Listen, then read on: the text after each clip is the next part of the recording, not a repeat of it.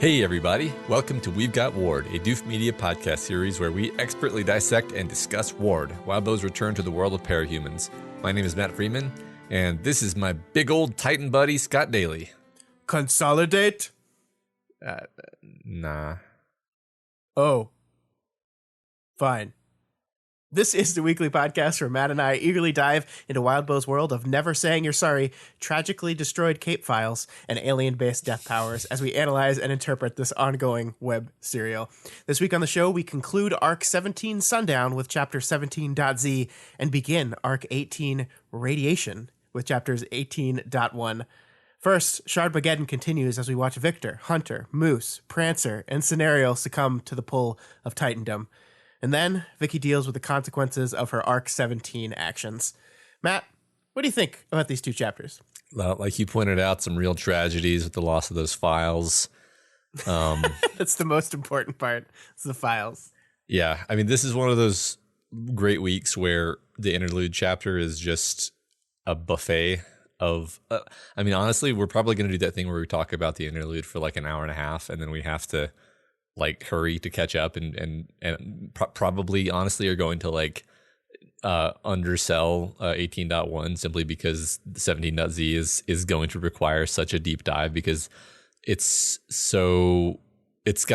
like three different excellent short stories. You know what I mean? Yeah. Absolutely. I love that chapter so much. I do too. I think I still maybe like the Major Malfunction interludes a little bit better, but Z did not disappoint. I think as a unit, X, Y, and Z together are. I think at this point I need to stop saying like my new favorite part of the story because it's lost all meaning. But I really like this trio of interludes quite a lot. Yeah, so. For sure. My new favorite part of the story is the newest part. Oh, okay, good. That's a good attitude. All right. I don't think we have any announcements today. So, not this week. It's a pretty low-key week. Just some good chapters. Yep. So let's get on into 17.z, final chapter, final interlude of Arc 17. And we begin the interlude of jerks, the ones who kind of suck, with Eric. Yay! Eric watches the disaster spread in the form of black cracks through space-time, buildings falling into blackness, surrounding the new toxic Titan. Only moments have passed since we left. Citrine and Victoria are pretty much right where we left them, actually. Mm-hmm. And the first part of this chapter is very much focused on making us feel what's happening. The descriptions convey both a strong visual impression and also a very heavy tone. I'm just going to quote this chunk of text.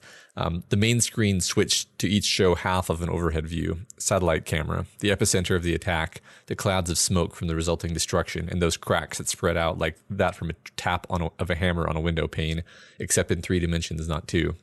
A city in black and white with a shadow of gold due to the prevalence of the solar windows reflecting tinted light down onto snow. Oh, it's beautiful, right? Yeah. I mean, it's beautiful and how horrifying it is. I agree with you that the descriptions in this first part of the chapter are excellent. This is when I learned that there was a 17.z, my immediate thought was, oh, we're going to get to see through multiple perspectives what this thing looks like, what the actual event looks like. And I was like, I'm very excited for what kind of crazy language we get here. And it does not disappoint because not only what you pulled out, but the first lines of the chapter are, it looked like lightning striking in slow motion, but it was black with distortions here and there around the edges, blurring, fisheye, telescoping, and hyperclarity. When this lightning struck, it remained where it was. Like, I love that blurring, fisheye, telescoping, hyperclarity. Those are all different distortion effects, right? Like it's not the same kind of distortion for each of them. So it's just like all these things are happening at the same time. And it really sells to me the otherworldliness of this whole thing. Like, cap that off with the lightning staying where it is. Just imagine lightning striking, and then it's there now. Yeah. It's just this really powerful image that sticks with you. And I've said this before, but I sometimes have trouble visualizing stuff like this, like extra dimensional, like very abstract stuff like this in the novels I read, especially sometimes in these books. But this paragraph, I don't know, like, it just sold the image to me, and I really saw it. I really got it.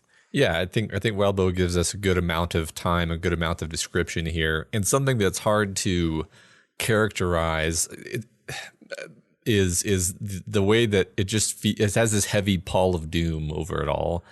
And I tried to pull out that paragraph that I read because I felt like that kind of brought that feeling of like foreboding with it. But you asked me to point out, okay, what word choices bring along that feeling. I don't really know. I don't really know why it works that way exactly.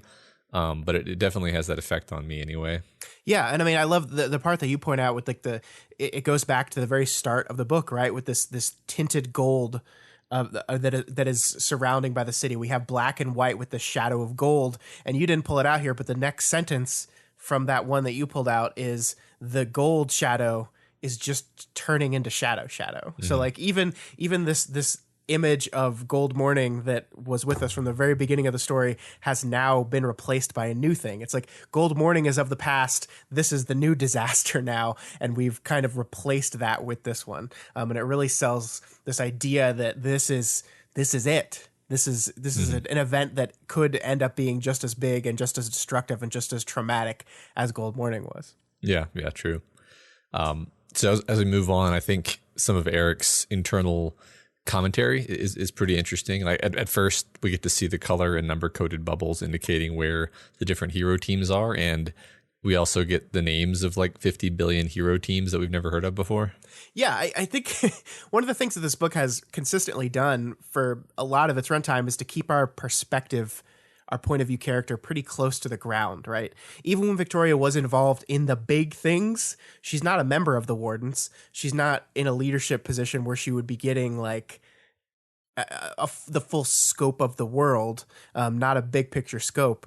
And this interlude, and this part specifically through Eric, is we're getting to see a real hint of the full scope of everything, right? Like all these teams, some of which we've heard of because Victoria has interacted with them in the past, some of which we haven't. I really like this part where he's talking about just the struggle of it all. The Wardens led from the front lines because they had to. The people who knew how heroes worked and how villains thought were the same types of people who wanted to be in the thick of things, helping.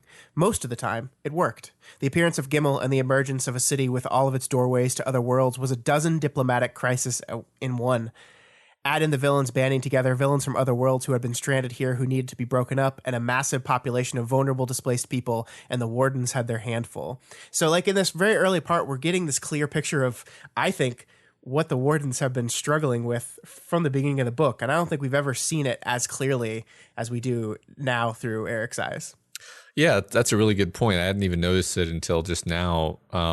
Really, the only other POV that I can think of that is close to the Warden's leadership would be Valkyrie. And the whole point of her chapter is that she doesn't really want to be a leader. Right, yeah.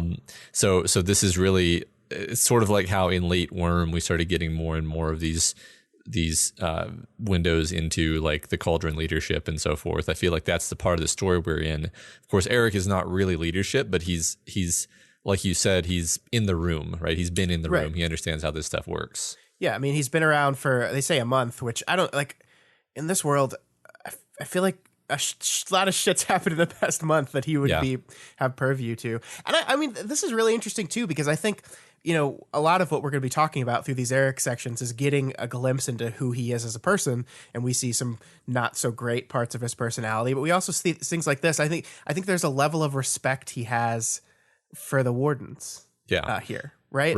Like he recognizes the severity and the difficulty of what they've been trying to do the last 2 years, and he says they made it this far. They made it for 2 years. And it's like, even that, like, it's 2 years doesn't feel like anything. It just feels like a short amount of time. But considering the amount of things they had stacked up against them, they've made it this far. They made it 2 years. So yeah, I mean, I think we're seeing he does have a respect for this organization on some level. Yeah, I mean, he definitely sees himself as being on Team Warden, right? Like he'd probably tell you he is one of the wardens, you know.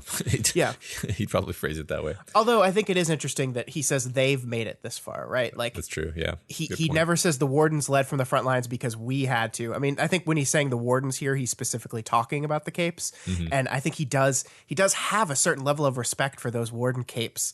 So he is not like an anti-parahuman person, right? I think that was one of the things we thought maybe he was. He had like this secret parahuman resentment. I don't think he does. I think he has a very specific point of view on the parahuman's place in the world that butts heads with people like Victoria, but I don't think he hates capes.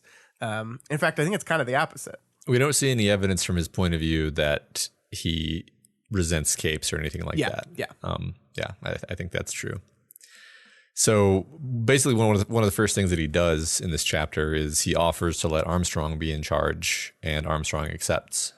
Yeah, I think this is really, piggybacking off what we were just talking about here. We see one of the things we thought about is Eric like this power hungry guy that's like grasping for power because he feels it's owed to him or he wants it or anything. And in this moment, he defers to someone else. He defers to someone else's leadership. And of course, that person is a non-cape, which I think is perfectly in line with his idea on what the power structure should look like, right? He thinks that there should be, he likes the PRT model. He thinks that there should be a non-cape, a human being in charge of this part of the organization. And it's like, oh, it's Armstrong, and he is much better equipped to deal with the crisis we're dealing with right now. So you do it. Yeah, exactly. I mean, an uncharitable read of this would be that he's punting responsibility for the mess on someone else because he doesn't want to deal with it. But I don't know if that's it. Well, there's nothing we see there that I think that's it.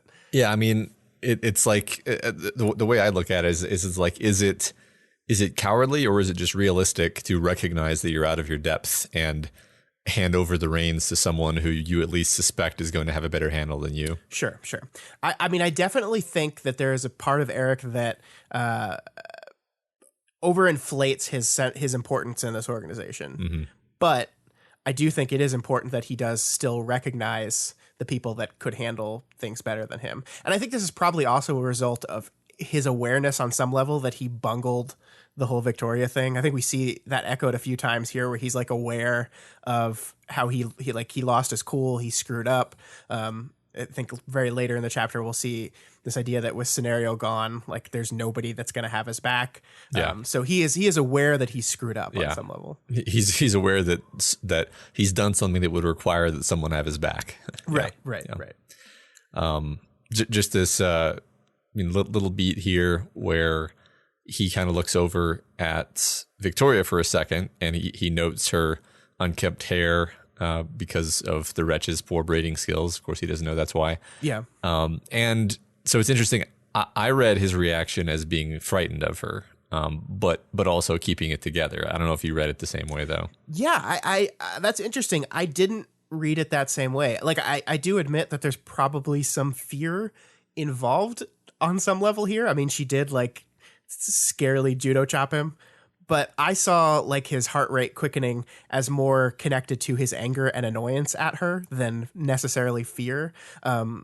These two characters do not like each other at all, and just seeing him reminds him of how annoyed he is with her. But I mean, regardless of which interpretation it is, I think the important part is here that he recognizes that this is not the time for this. He has to get a handle on this. There's more important shit to deal with. Yeah, pretty much throughout this whole chapter, he seems to just avoid speaking to her directly. Yeah, for sure. Yeah.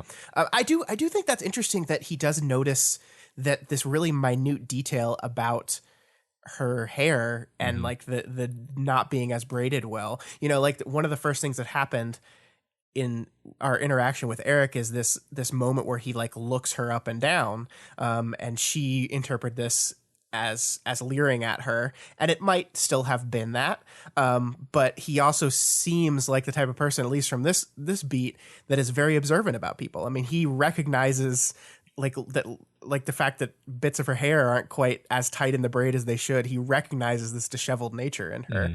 I don't know. I think like he is a pretty observant person. Yeah, sure. Well, back when that happened, I think we pointed out that she also looks him up and down.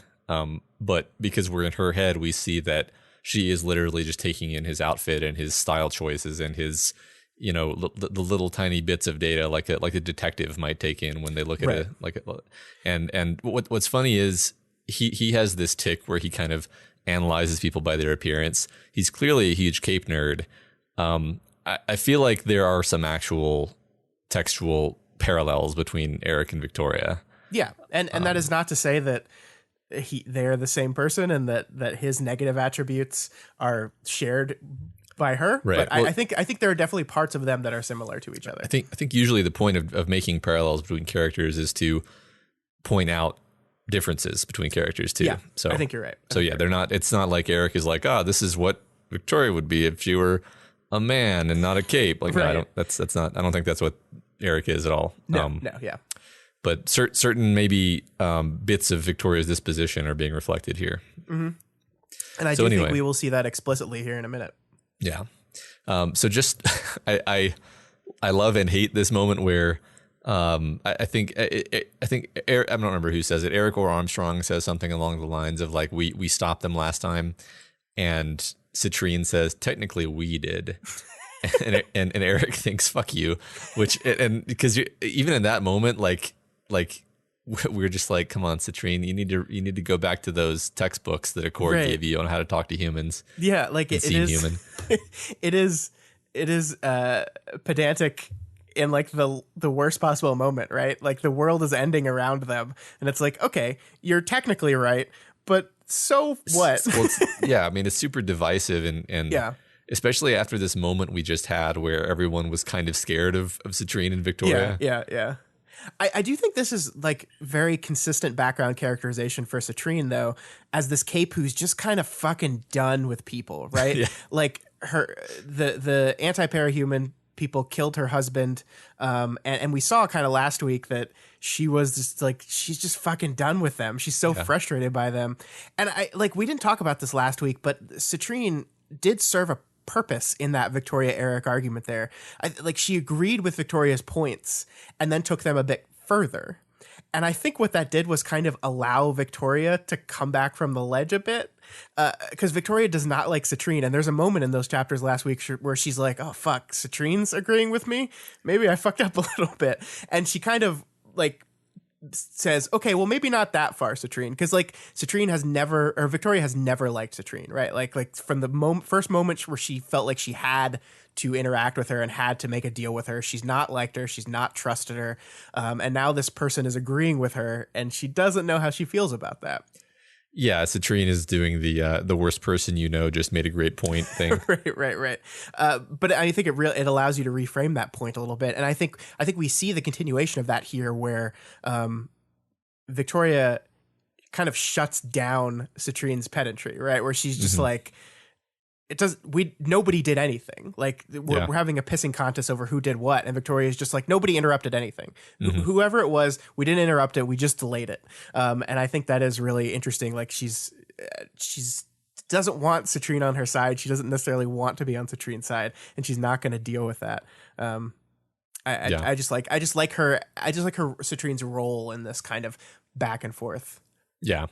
Right. I mean, you can just see Citrine, she seems poised, but I feel like she's actually barely keeping it together on the inside, just because we know her. Yeah. So, Victoria explains that she thinks that what we're seeing is the shards straggling toward their own attempt to complete the cycle, which is interesting because we know she's kind of right, but also probably kind of wrong, at least because I think Dauntless and Fumehood and maybe Contessa are not trying to destroy the world. Yeah, at least we think. I like that there is the book takes time to kind of establish ambiguity there, though, because very early in this chapter we see Fumehood the fume hood titan moving around, and Eric is thinking about like, was she trying to hold the building up or was she trying to destroy it? And he's not sure. And so there's some ambiguity with the characters where they don't know what's going on here. And as readers, I think, and I don't know, this read could be wrong, but I think I'm pretty confident in the fact that at least Dauntless and Fumehood are indeed trying to do something to hold things together and not actively destroy it. They did mention that Contessa was accepting of the help that Dauntless asked for, or I think so. So maybe all three of them. I don't know. But I just think it's interesting because that's seemingly setting us up for some dramatic irony there. And I'm wondering how that's going to pay off a little bit later. Yeah, I interpret it the same way you do. I mean, mainly, I think like my kind of narrative anchor here is that I can't really imagine that Dauntless would do anything to hurt the world as long as his son is still out there somewhere. Sure. He is the best dad. He's the best dad, and within that interlude, it really did seem like Dauntless did have at least one hand on the steering wheel still. And we have no reason to believe something's changed. I mean, I guess Simurgh has been hanging around, but but like you said, her motivations are so mysterious that we can't really conclude anything exclusively on that. True. Like you said, there's room for misdirects, though. I am going to try to be positive and say that there's going to be a handful of Titans that are going to try to be holding this whole messy universe up, and I'm going to say that those two for sure. Contessa, I'm like 50-50 on. Yeah, I feel the same. Speaking of Contessa, she is made out of black stone wolves and covered in amber eyes everywhere except where eyes should be. Scott, do we have anything smart to say about what Contessa manifests as? Well, I think the eyes are just like perfect as a visual interpretation of her power, right? She sees all with the multiple eyes. I mean, whenever you start talking about three-headed canines, the immediate thought to go to is Cerberus, right? And I mean, this is interesting. Like, if I had to stretch on this, what I would say was that Cerberus is the guardian of the underworld. We can substitute underworld for shard space, and then we could say that Contessa's current role in this whole thing is guardian of shard space. And the important part about Cerberus is Cerberus was not like stopping people from getting into the underworld. Cerberus's role was to prevent people from getting out. So if we're going along with our, yes, Contessa is absolutely helping our good Titans, we could say that her role here is to specifically to prevent Shard World itself or things from Shard World from coming into our world more, and that would be the guardian of the Shard World bit. I don't know. That's just a guess. Yeah, it could just be because, wolves look cool. Yeah, I mean, it could. I think, didn't you say that there was some lines early in Contessa's backstory where wolves were like an important symbol to the group of people, the tribe she lived in or whatever? Yeah, I think some people in our Discord were pulling out some quotes to that effect. So I think that could also be it. But I think you're right that anytime it's three heads, it's suggestive of Cerberus. I mean, I like your line of thought anyway. Yeah, it's such specific imagery that, and I think the background, because I think Wildbow doesn't always just do things; he has stuff set up for it. So I absolutely think he would allow the seed of, yes, this was an image that was important to their culture. Also, this is the metaphorical meaning I'm going for here. So cool. I think it can absolutely be both of those. Sounds good. So now we cut over to another point of view character, and we begin to understand that this is going to be one of those unusual interludes where we're cutting between different characters. Although in this particular case, we actually cut back to Eric repeatedly. We don't find out that in this particular bit, we don't find out that it's Scribe until she's given at least 2 heavy paragraphs of her backstory. Or at least until Armiger says, were they Nazis? And then we kind of guess, especially after Scribe replies with some bullshit. Right. Yeah, I mean, let's talk about the structure for a little bit, because it is very specific. We have this kind of start on Eric, then new Titan comes, cut to different scene in which we will find the birthing of that Titan, cut back to Eric, and we'll go back and forth. And as you kind of hinted towards the very beginning of the show, the point of view characters we get here are often characters that aren't the best people, and more specifically are people in which Victoria has historically not gotten along with very well. And I think that is really interesting because we are exploring these characters on a much more deep level through this point of view. But the thing, I mean, I think the really interesting thing about the characters who are chosen for this is like these are all jerkwads who are trying to be good. Sure. Even Marquis is you wouldn't say he's a hero, but he's trying to help his daughter. He's kind of trying to make up for things that he feels like he has done wrong. Yeah, I agree. So that's what's interesting to me about it is like they're certainly like they're not the worst. They're not good either. They're all people who are in a rough spot. And so, and that's not just a coincidence either. They're all people who you think are on the borderline of going Titan ultimately, because what we realize is that the people who go Titan are the ones who are at a very low point.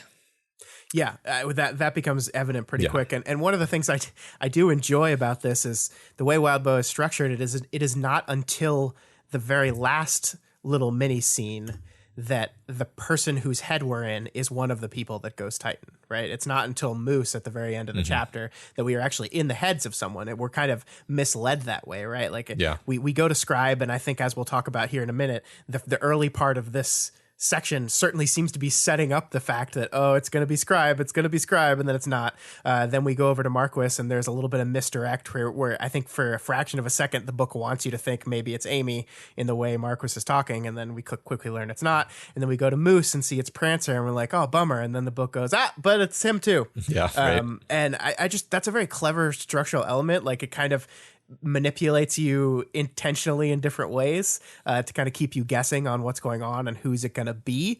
But also, I think you're absolutely right that this is very purposeful in who we picked, which point of view characters were from, what that says about the characters that are going Titan versus the characters that are not. Like, I think as we go through the Scribe Victor stuff, it matters that Victor is the one that trigger, whatever we want to call it, Titans, and Scribe is the one that doesn't. It's significant, and that's saying something. Yeah, I agree. And yeah, like you were pointing out about the kind of large scale structure, it is doing the establish, reinforce, subvert, three-beat structure in a bit of a complex way, but I think that is there. Yeah. Cool. So it's interesting that we finally get Rune's explanation for why she doesn't feel the need to apologize, because we've seen Vicky's reasoning on this specific issue, her assumptions, her thought process, and now we're seeing something like the ground truth of it. And I really do think that this justification by Scribe is worth talking about, because a really central theme of this story centers around second chances, forgiveness, the amnesty, and regrets, and that is really kind of underlined very heavily in this Scribe segment. Yeah, I think the most important thing we see here is a person who certainly does regret some of the earlier choices she made. The interesting part is the unwillingness to apologize, right? Like, I am the type of person who generally thinks that, hey, you fuck up, you should acknowledge that in some sort of public way. You should apologize for it.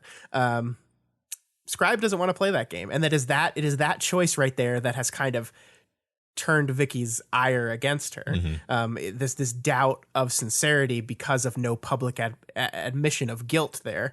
And I do think it's just very interesting to reflect on how different people approach these concepts in different ways, right? Because to Scribe, the concept of the amnesty was forgiveness. She's like, well, we were forgiven. Like, why should I have to do anything else? We were forgiven. But not everyone looks at it that way. Some people, like Victoria, look at it as like broad, high level, like structural, political, legal forgiveness. But that doesn't mean that everyone's just cool with you now. And everyone is bringing different ideas of these concepts to bear. And that ends up with conflict around those central ideas. Just having been in this community and participated in so many conversations about the different characters in the story, it is clear to me that no two people have exactly the same idea of what forgiveness or even what an apology means. Right. So it's very, I think it is really interesting and really kind of cool, actually, that the story is showing this character who it's not actually that she's not at all remorseful or trying to turn a new leaf. It's that she just doesn't like being told what to do, right?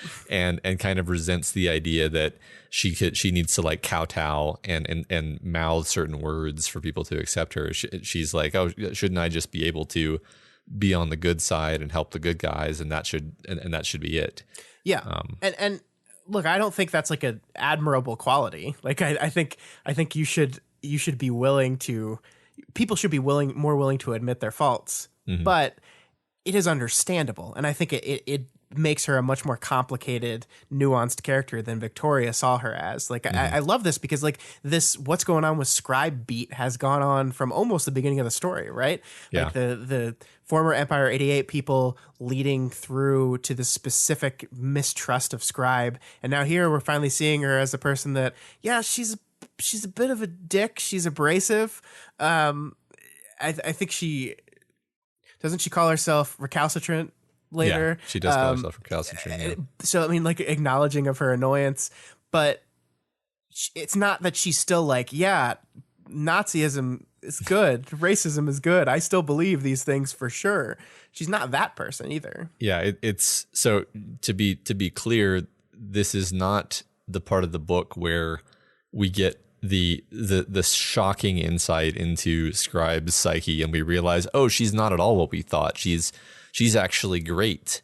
Right, and we just had a completely wrong understanding of who she was. Right. It's more like, oh, she's complicated. Right. Which is really not shocking because that is Wildbow's whole thing is humans are complicated, ambiguous, and difficult to summarize in a succinct way, basically. Sure, absolutely. And that's, I mean, I think that's what's going on with each of the characters in this interlude, including Eric, actually. Yeah, I agree with you. I totally agree. Yeah, so I think there's meant to be some question as to whether we're meant to just take Scribe's words at face value. Although I lean toward a strong mostly. Like when she says she wants to keep the good parts of her old way of thinking and discard the racist parts, I don't really think there's any reason that she'd be lying because she's already admitting to something that a lot of people would have a problem with. So yeah. So that'd be a kind of a silly lie. Like she still refuses to actually apologize for it, but she is saying like, I don't endorse the racism anymore. Yeah. Yeah. I mean, certainly my former Nazi organization was not all bad is a take. But I mean, I think there's some like fundamental honesty to that coming from like that can only come from a person that's gotten out of it. To me, it's kind of like the admission that like, hey, heroin makes you feel really fucking good, and that's why people do it. Like there would like I think what she says here is that like there is. Of course, there are good parts about this. If there weren't, people wouldn't join it, right? Like the people wouldn't get sucked up into this bullshit. And so like she's focusing on the community aspects of it. It's not good optics, certainly. Like being quoted as Nazi organization, not all bad, is not something you want a headline to be said with your name attached to it, right? But I do think there's a certain level of honest like reflection going on here. Definitely, yeah. I mean, I think I've heard the same line from real life, like ex-members of cults, right? Yeah. Where they'll basically say like, yeah, I mean, I left the cult and I left my whole family behind, and that's horribly painful, right? And that sucks, and unambiguously sucks. But I can't be part of the cult anymore, right? So yeah, yeah. I mean, she does admit that, like, she doesn't come right out and say it because I think Scribe is a very guarded person, but she's like. It seems very much that her parents got indoctrinated into it and then just brought her along, and she got attention, and then eventually you just start prescribing to the racist shit because you're around it all the time. Yeah, right. I mean, we have to remember that up to a certain point, our good boy Theo was probably pretty similar to her. Yeah, maybe not as quite as far, but I think basically the only difference was that she triggered younger, and so they really started putting the pressure on her. I mean, they definitely walk different paths. I'm not saying I think they're very different people constitutionally, in addition to having walked different paths. So I'm not trying to say Theo and Scribe were the same. You're gonna get some frithing. Yeah, Jesus. Yeah. Can we just say this chapter is a fucking minefield? It certainly is, yeah. Yeah, but anyway, it's all pushing us to see her as being more human than we certainly were when we were just getting her from Victoria's point of view. Absolutely. I mean, little details like the fact that she uses words like phimotic and recalcitrant casually. Yeah. So anyway, Victor comes and checks in on her, and I'm gonna be honest. You should go back and reread this bit because this conversation is way more heartbreaking to read the second time. Yeah. Because, like she says, Victor is so good at sounding precise, confident, that it's easy to just completely miss his attempt to reach out to her for help here, which is really quite evident if you just look at his words. Yeah, I totally agree with you. And I think this is one of those things that I wonder to myself, like, how hard is this from a writer's perspective to set up, where it reads one way the first time and then completely different the second time, and it's obvious? Like, if you go back and look at it when he's going through and talking about how he's challenging her on this fact that she feels she's fine. He says, "You're always fine. You were fine when Coyle outed us. You were fine when Kaiser died. You were fine when you were injured. You were fine when we went back to the clans and the new leadership treated us like dirt and blamed us for what happened in Empire 88. And that's perfect and wonderful. But then when you know the conclusion of this whole thing, you know what's going on with Victor, you read that and you're like, oh, wait, everything he says there is us. When Coyle outed us, when we went back to the clans and they treated us like dirt and blamed us, like he is as much a part of these terrible, terrible events as she is. And it's just perfect, like layered double speak. And I really like it. I really like it. But he's using this poker face and she's interpreting it as like he just wants to be smug or something. Yeah. And he's talking about the importance of reaching out when you're not doing well. And then a little bit later admits that he himself is the one reaching out. It is really just like absolutely tragic. You see like how much he's extending this olive branch, trying to get her to grab the other side. And she just rejects him. Yeah, right. It's not like she's being cruel to reject him. She just doesn't get it, right? Yeah. But yeah, I mean, that to me is what's tragic, actually. If she understood that's what was happening, she would accept it. That's what's like extra sad. Yeah. Yeah. So I in case you doubt that the purpose of including Rune interlude is to confront the idea of second chances, she specifically talks about Capricorn and how he's a monster for trying to murder his brother, which is something that we've largely forgiven him for because we know the context. Yeah, you're right. And this is so perfect, right? We have this woman that several times throughout the book, Victoria has looked at and said, I don't think you're legit. I think something's going on here. You don't seem sorry at all. You seem like you're a jerk still, and you're just taking advantage of the system. And then this person is challenging Tristan for what he did. And she's not wrong, right? I mean, like he did this horrible, horrible thing. But as you said, we, and importantly, Victoria, are pretty much aware of the full context around those choices and the efforts that he's made after those choices. And we and Victoria have pretty much gotten to a place where we're okay with it, especially since, importantly, his victim, Byron, is at a place where he's okay with it. But yeah, not this person. And it's so interesting to see this person that Victoria doubts call out someone that she is very, very close with.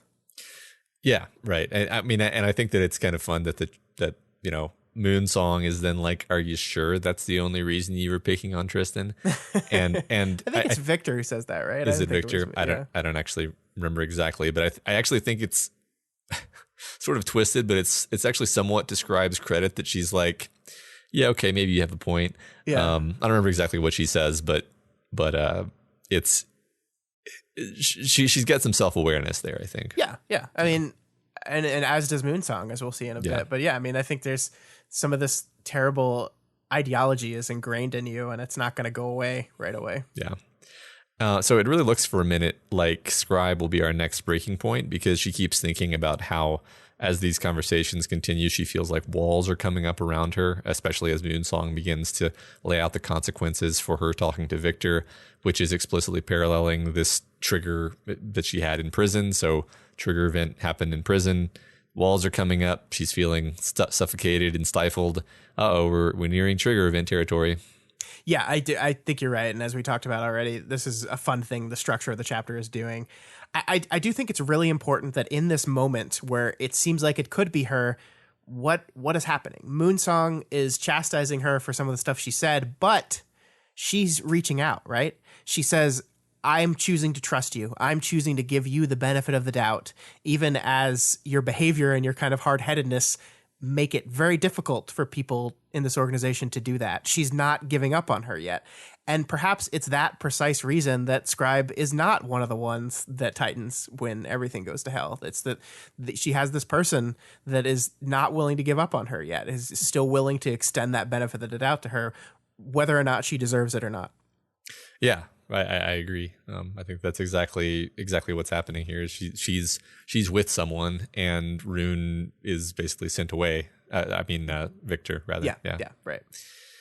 So before everything goes to shit, we get a little moment of change for Moonsong, actually. Speaking of characters, second chances, forgiveness, etc., admitting that she's been wrong, especially after seeing Furcate come back. She's trying to work through her own process.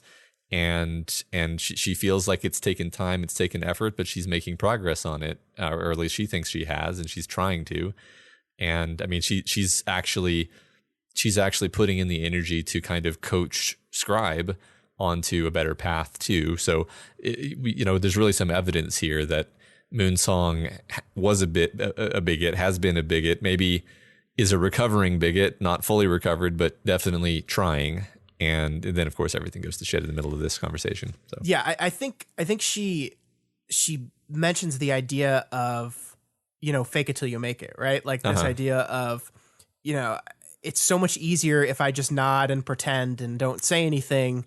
And then eventually that just becomes how I believe. And she's well on that process. I mean, she still says she finds being gay as a weird thing to do, which again, not a good look there, Moonsong. Yeah. But yeah, I mean, I think she's acknowledging that is not a good thought process to have.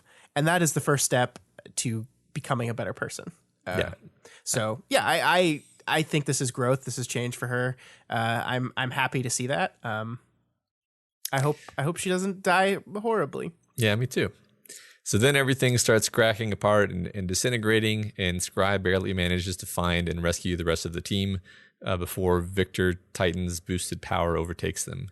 Moonsong then tells her that Victor has been struggling and been full of self-doubt and loneliness, and that he's the one who gave in. Oh, it's so tragic, right? Like this reveal that, oh, actually his girlfriend had broken up with him. He's been having a hard time. He's been feeling isolated and alone. And in this moment, when Scribe realizes it, she shouts towards the Titan, "Be strong. We are family." And it's just too late. It's just too late. I love that. Yeah. Right.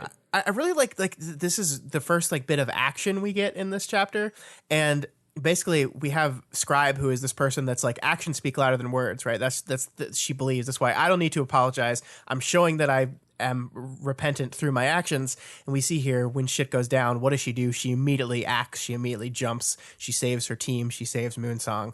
I just think that's pretty important. Yeah, right. I feel like she probably could have easily saved herself and just left them behind, but instead she saved all of them. I mean, that's it's connections, man. Connections. Yeah. Yep. It's inspiring, right? Mm-hmm. I guess, by the way, now Victor has this army of pregnancy monsters around him. I don't know if that's meant to be a thing that's going to go forward, but those were definitely all surrounding him when he triggered. So thanks, Amy. Cool. So we switch back to Eric again, who spends a bit of time thinking about his own behavior. So he thinks about Victoria and how he thinks that she is too deep into things. He says she needed to be far away from this in the same way a doctor needed to avoid operating on his family. A judge couldn't deliver a sentence to her spouse. It didn't mean she got it, though. That parahumans were so close to the problem, it made their judgment suspect sometimes. That oversight was needed. The XPRT capes got those things, accepted the objective calls.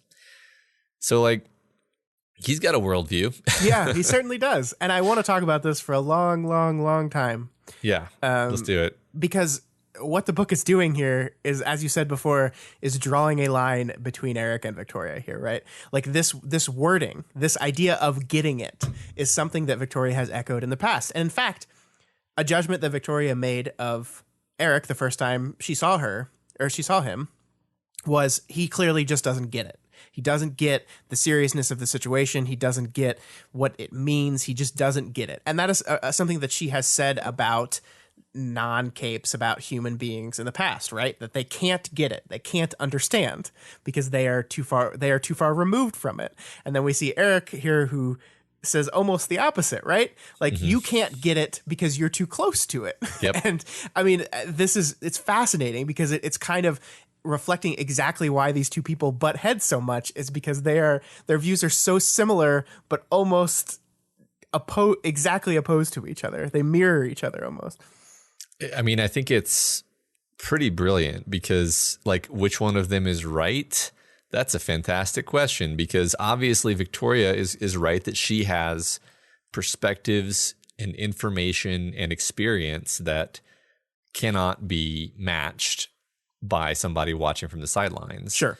But I think he's exactly right that he has, and humans in general, and the human oversight of the PRT have an objectivity and an ability to step back from it, and like that's got its value too, right? It's maybe I think you could debate like on a case by case basis whether objectivity is more important than domain expertise and the ability to make the right call.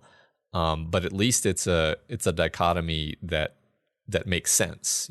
I mean, the metaphor of the judge or the doctor are those are real world things that matters. That's real. Yeah. And I do think they're both kind of right and kind of wrong. And I think the issue here is extending the central idea out too broadly, right? Like this idea that only the PRT capes can understand this, Eric says. If you're not in the PRT, if you're not an ex-PRT person, you can't get it. Victoria also says only people that have been out in the field, have been fighting capes, can get it. It's too broad. It's too generalized. This is a case-by-case thing, and I think that's where they both err here. Yeah, I think you're right.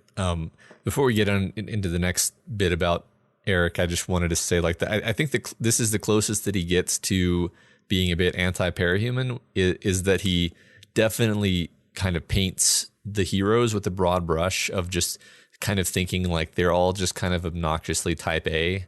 Yeah. And they kind of need to be managed, which I suppose is a kind of prejudice, but like it strikes me as like what the, back office person would feel about like the talent. You know what I mean? Sure. Like where it's like, well, is he wrong though? like the heroes are all kind of their own special bundle of neuroses. So absolutely, that isn't necessarily something where I'm going to hold it against him too hard. The next thing that you wanted to talk about, I think I would hold against him. Yeah. So the thing we have to talk about Eric, especially as we see in this point of view, is there's some clear latent sexism going on in this dude's brain, right? As he's thinking about Victoria here, he sees her as someone who's never been in the PRT, so she can't possibly understand the PRT. She can't possibly understand his perspective. But then he says, well, she did have some relation. She almost joined, and she slept with a ward. And of course, who he's talking about here is Dean. And that is not a very charitable way of describing Victoria's multi-year serious relationship with a cape. Dean, right? Mm-hmm. Like that is very much there's some sexism there, right? Some idea of like he's shrinking the relationship down to just sex, and maybe there's some implication there, and I don't even know if he's aware of that implication. He might be, but maybe there's some implication there that like that she was using him, or she like was using sex to get knowledge or something. I don't know. It's not explicit, but I think it is interesting because I think I have the same kind of perception as you, that there's sexism. It's between the lines. It's subtextual. If you asked Eric, do you think women are inferior to men? He would say no. What are you talking about? I'm not a sexist. But little presumptions and subconscious, like unexamined biases do kind of filter through.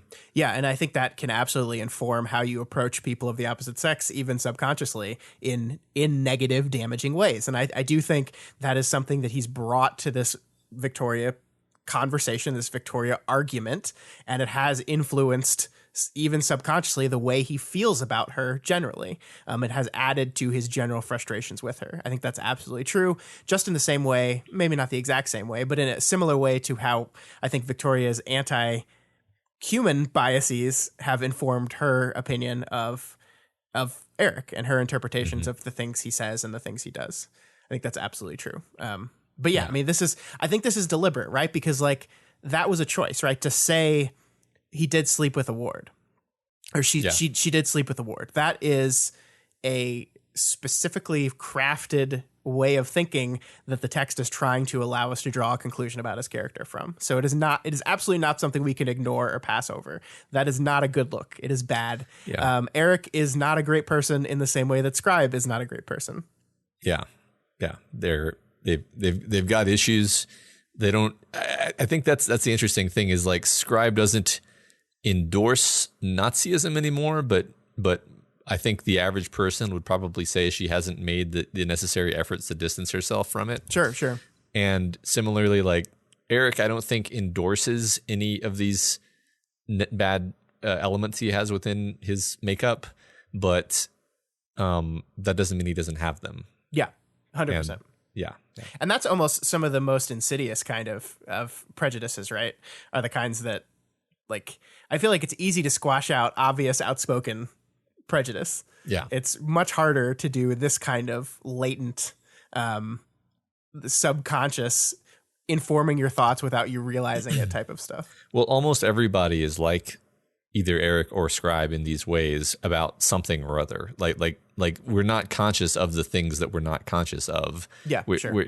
And like most of us are not like, Jack Slash. Most of us, the issues that we have are the ones that we can't see.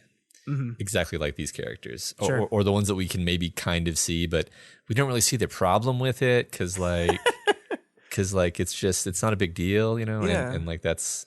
I love women. I like this. I like this. I like scenario.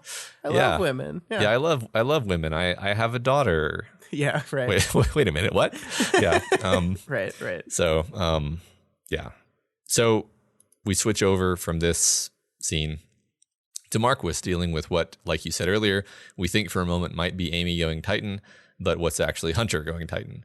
And it's a moment of being kind of badass, actually, how he's using his power all out and just barely keeping them from being obliterated. Yeah, I mean, I think this is some of the most direct fighting against the Titans we've seen so far. And damn, it's absolutely brutal. I forgot, like I had totally forgotten that Marquis's power is like cool bones, but also every time I break them, it feels like it feels to get a bone broken. And I don't know if you out there have ever gotten your bones broken, but it hurts real bad. Really? Yeah. Huh. Yeah, It hurts real bad. So that's fun. Yeah. Have fun, Marquis. Yeah. Yeah. I mean, that's the thing, though, is basically he's being heroic, right? Like the text explicitly humanizes him. It talks about how he was so thirsty. It was something that always got to him in battles if they ran long enough that the adrenaline faded. The thirst, the human needs. Once he reached that point, he tended to make his exit. It was the point that things started getting sloppy. That, to me, that's a paragraph that is explicitly there to humanize this person. Yeah, absolutely. And I think to continue our trend of the chapter, here's another person who Victoria doesn't like too much. Yeah. But we do focus on some of the more human parts of him. He's trying. He's a complicated person. He's not good per se, but he is trying to do certain things. He's emphasizing connections between the people he cares about. He's trying to save people. And I do think this is like we're building like a common bridge between people, right? Like regardless of how much of a bad person you are, one thing you have in common is you have people in your life that you care about, and you don't want to see those people get hurt. And that is something across humanity that is binding them together in this moment of great tragedy and suffering that everyone's trying to protect the people that they care about. Right. Here again, Marquis is not a good guy. He is trying to save his daughter. That's something you can't be too mad about, right? Even if his daughter is Amy. Yeah. That's loaded. Yeah. But I mean, still, yeah. I don't feel comfortable making a moral judgment on that, being like saying, no, actually what you should be doing, Marquis, is letting your daughter die. No. I don't want to say that. Yeah. That's just not realistic for a human. But yeah, I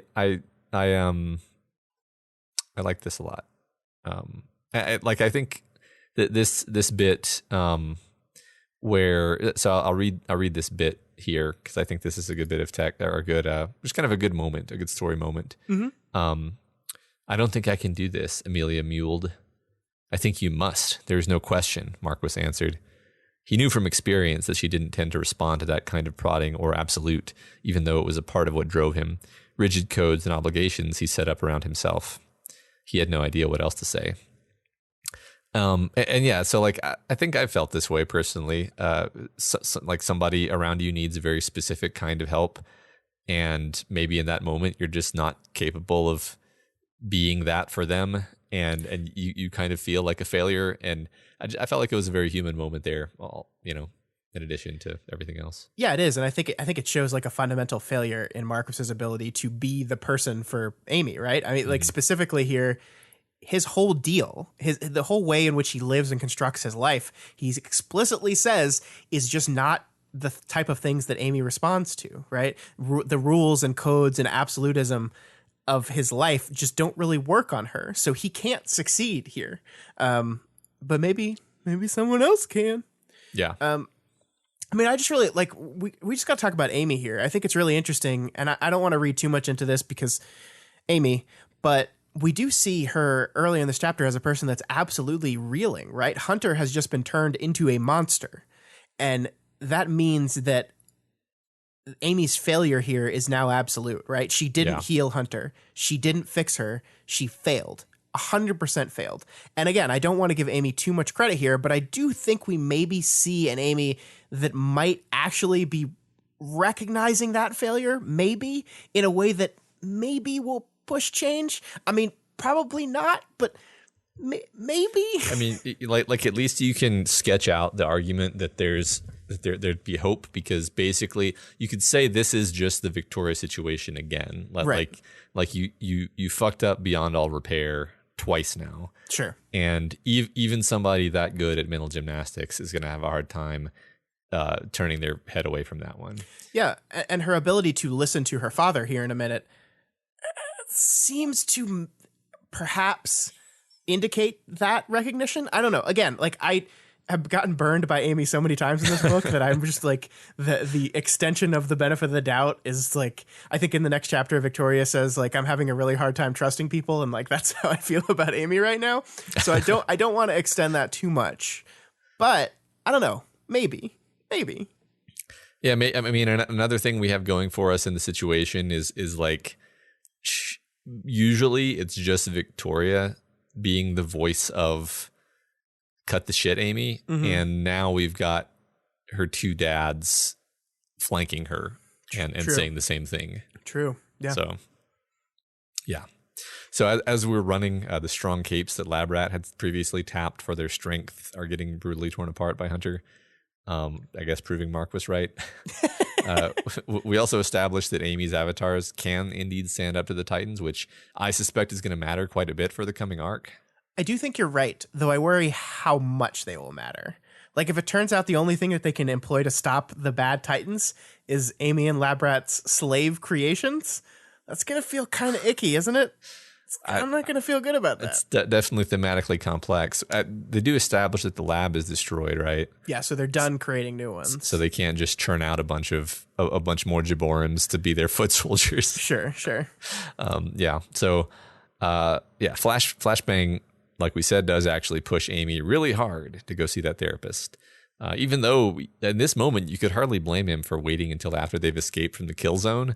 He's like really internalized how important this was to Victoria and just how objectively important it is. So he makes her promise to go to 2 therapy sessions and to kind of just keep going. And more. Yeah. Like Yeah. every time you're going to make me another promise to go to the next one. Yeah, he shows up big here. It's quite incredible.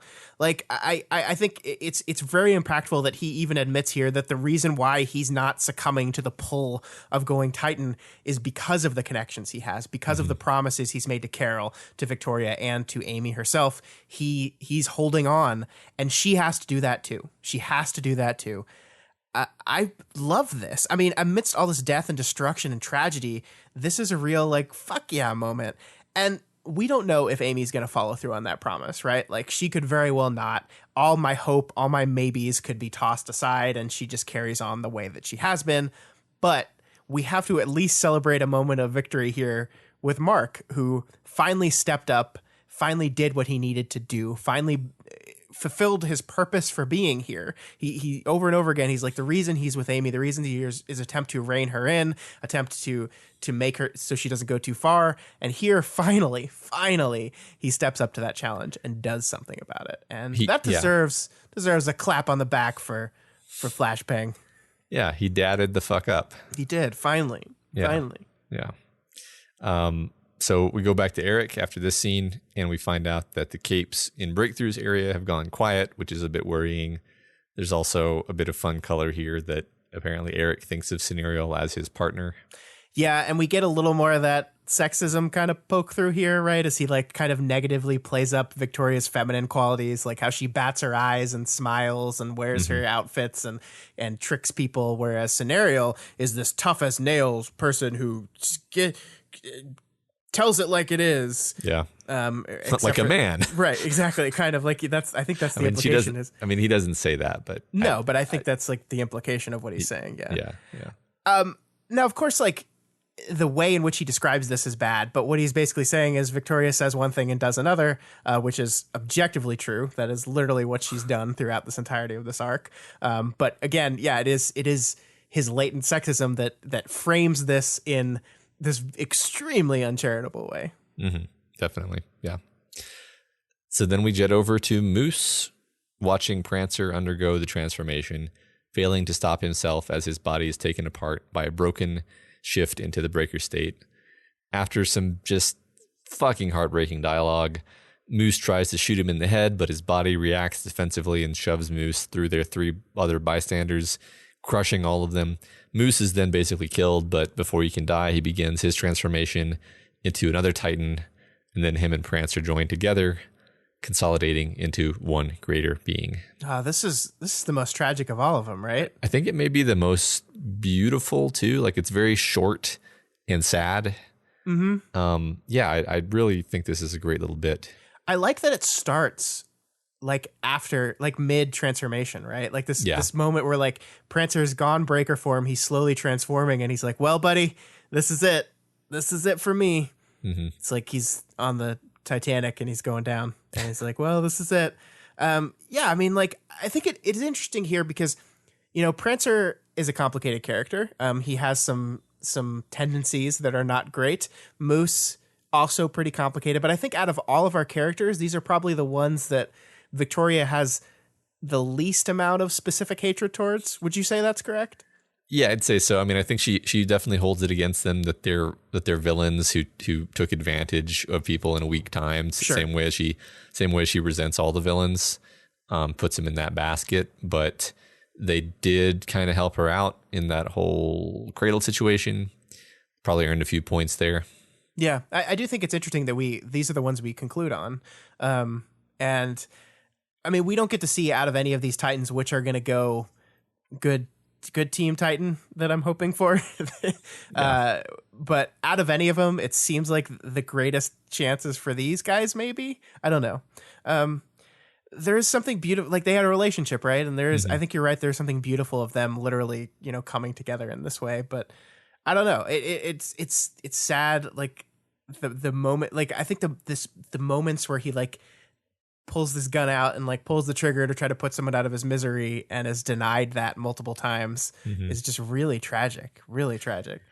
Yeah, I agree completely. Like the idea that Prancer kind of just the image of Prancer kind of wanting it to happen, but his already charred body taking control and Right. killing his friend. Like it's horrible. Yeah. It is. Which I mean, to me, indicates that maybe he will lose control and not be part of Team Good Shard. But maybe the moose factor will bring him back, pull him back. I don't know. We'll see. Yeah. So then we go back with Eric. We learn that Scenarial has also succumbed, which hits him pretty hard. And Citrine suggests that the heroes abandon the city. Yeah. The text says Eric's mentor, patron, supporter, his partner in a way. She'd elevated him with the implication she'd drop him if he didn't keep up with her, and he'd kept up. One person he'd been able to count on to back him up, and he was going to be feeling the lack of that backup if his heated spat with Antares came up.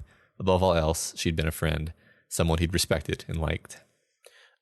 Look, I know Eric's a prick. I know Eric's got some issues with women. And it is very possible that he completely misread and conflated this relationship with Scenario, right? It does seem a little weird that after only a month, Scenario would like agree that this college intern is her partner.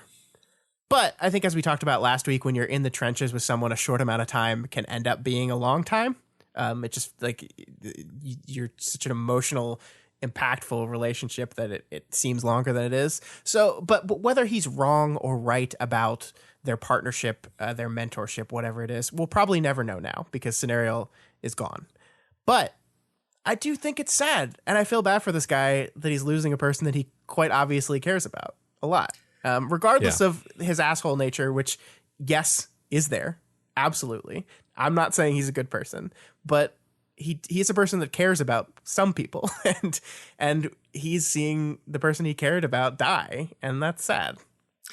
Yeah, I mean, he's not a cape, so what I'm about to say doesn't apply to him specifically, but kind of the metaphorical level on which all of these POVs work to me is that all of these people are jerkasses is the technical term, who like you'd be justified in writing them off. You'd be justified in saying, fuck these guys, each and every one of them, they suck, cut them off, drag them, kill them. Okay, well, the only reason that Scribe didn't go Titan, fall through the cracks, disappear, self-destruct, implode, is that she had one person willing to offer her a hand up. The only reason Marquis didn't, the only reason Amy didn't, the only reason Flashbang didn't, the only reason my brain's having a misstep.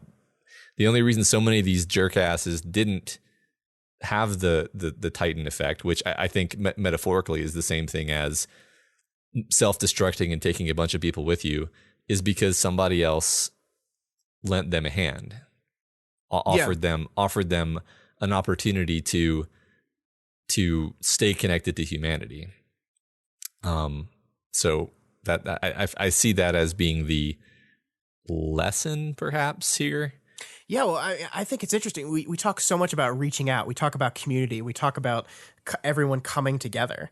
And at some point, you're going to need to come together with people that suck a little bit, right? Like the idea of community is you can't just only invite the good ones. Well, the community is everyone. It is the best people and some of the not so great people. We've now established a world in which being isolated, shunning people, isolating them, pushing them out, ostracizing them could literally cause them to explode and take a bunch of people out with them. Yeah. And so it becomes more important than ever to extend the hand to these people, even if you acknowledge that there's shitty parts of them and they need to get better at that. That's so important now. Yeah. I mean, nobody's perfect. Everybody has problems, right? Sure. Yeah. And I think that's the crucial thing to get to understand, I think, about what the story is doing, especially with this part of the story. Yeah, I agree. In my opinion, in my humble opinion. Yeah, I agree with that. There is this moment at the end of this chapter where after Eric finds out about what happened to Scenario, he looks at Victoria and he expects her to be gloating over his loss, which is like super uncharitable of him. Yeah, it's like super, super cruel to just assume that Victoria would be gloating. But what he finds when he looks at her is Victoria wiping away tears. she says to him she lost a friend. And she doesn't say two, but I think there's an implication there, like he's lost someone, she's lost a friend. Her other friends are safe, Breakthrough is safe, the major malfunctions are safe. So maybe they're tears of sadness for her lost friend, maybe they're tears of relief. He's not sure. And I don't know, maybe this is just me being too optimistic because I want people to strive to be the best versions of ourselves. But I do see a tinge of hope in this. Eric looks at Victoria expecting her to be doing something terrible, but instead all he sees is her doing something essentially human, crying. Tears of grief, tears of relief, doesn't matter which they are. She's crying. No one else is looking at this moment. No one else notices. I think the text specifically says that people are kind of avoiding looking at other people's grief, avoiding acknowledging other people's grief. But he looks at her and they see each other in this moment. And there's this moment of connection there.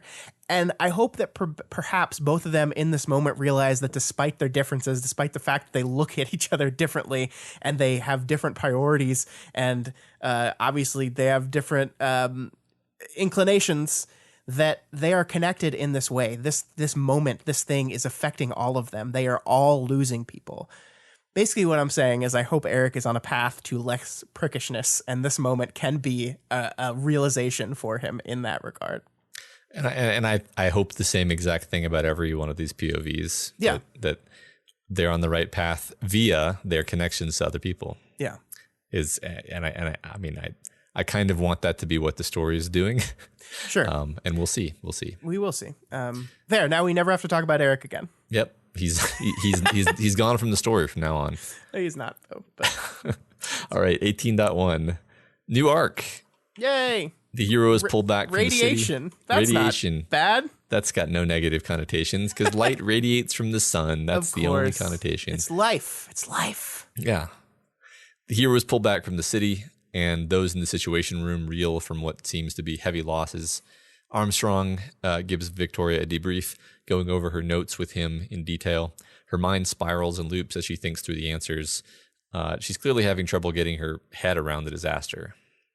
Yeah, I think it is interesting that we see just how much she relishes the chance of being distracted, though, right? Like she's reeling about this thing, and she's like, "Oh, an opportunity to look at notes and files, clarifications of attended meetings." She loves this idea, and I love how immediately conscious Victoria is of the change in tension in the Situation Room as well, right?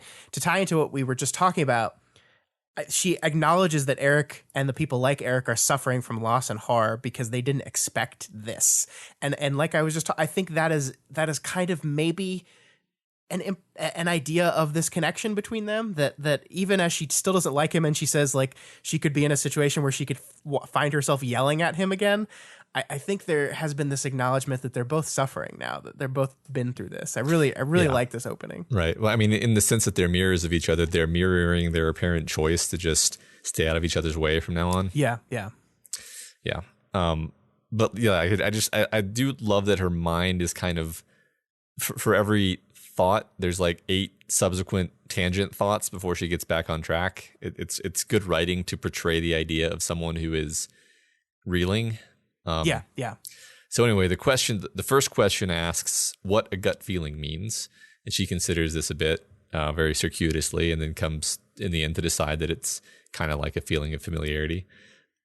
When asked how sure she is that the gut feeling is agent derived, she says 70%, but it's hard to draw a firm line, which she should answer that because Tattletale was pretty clear that you can't draw a firm line. Yeah.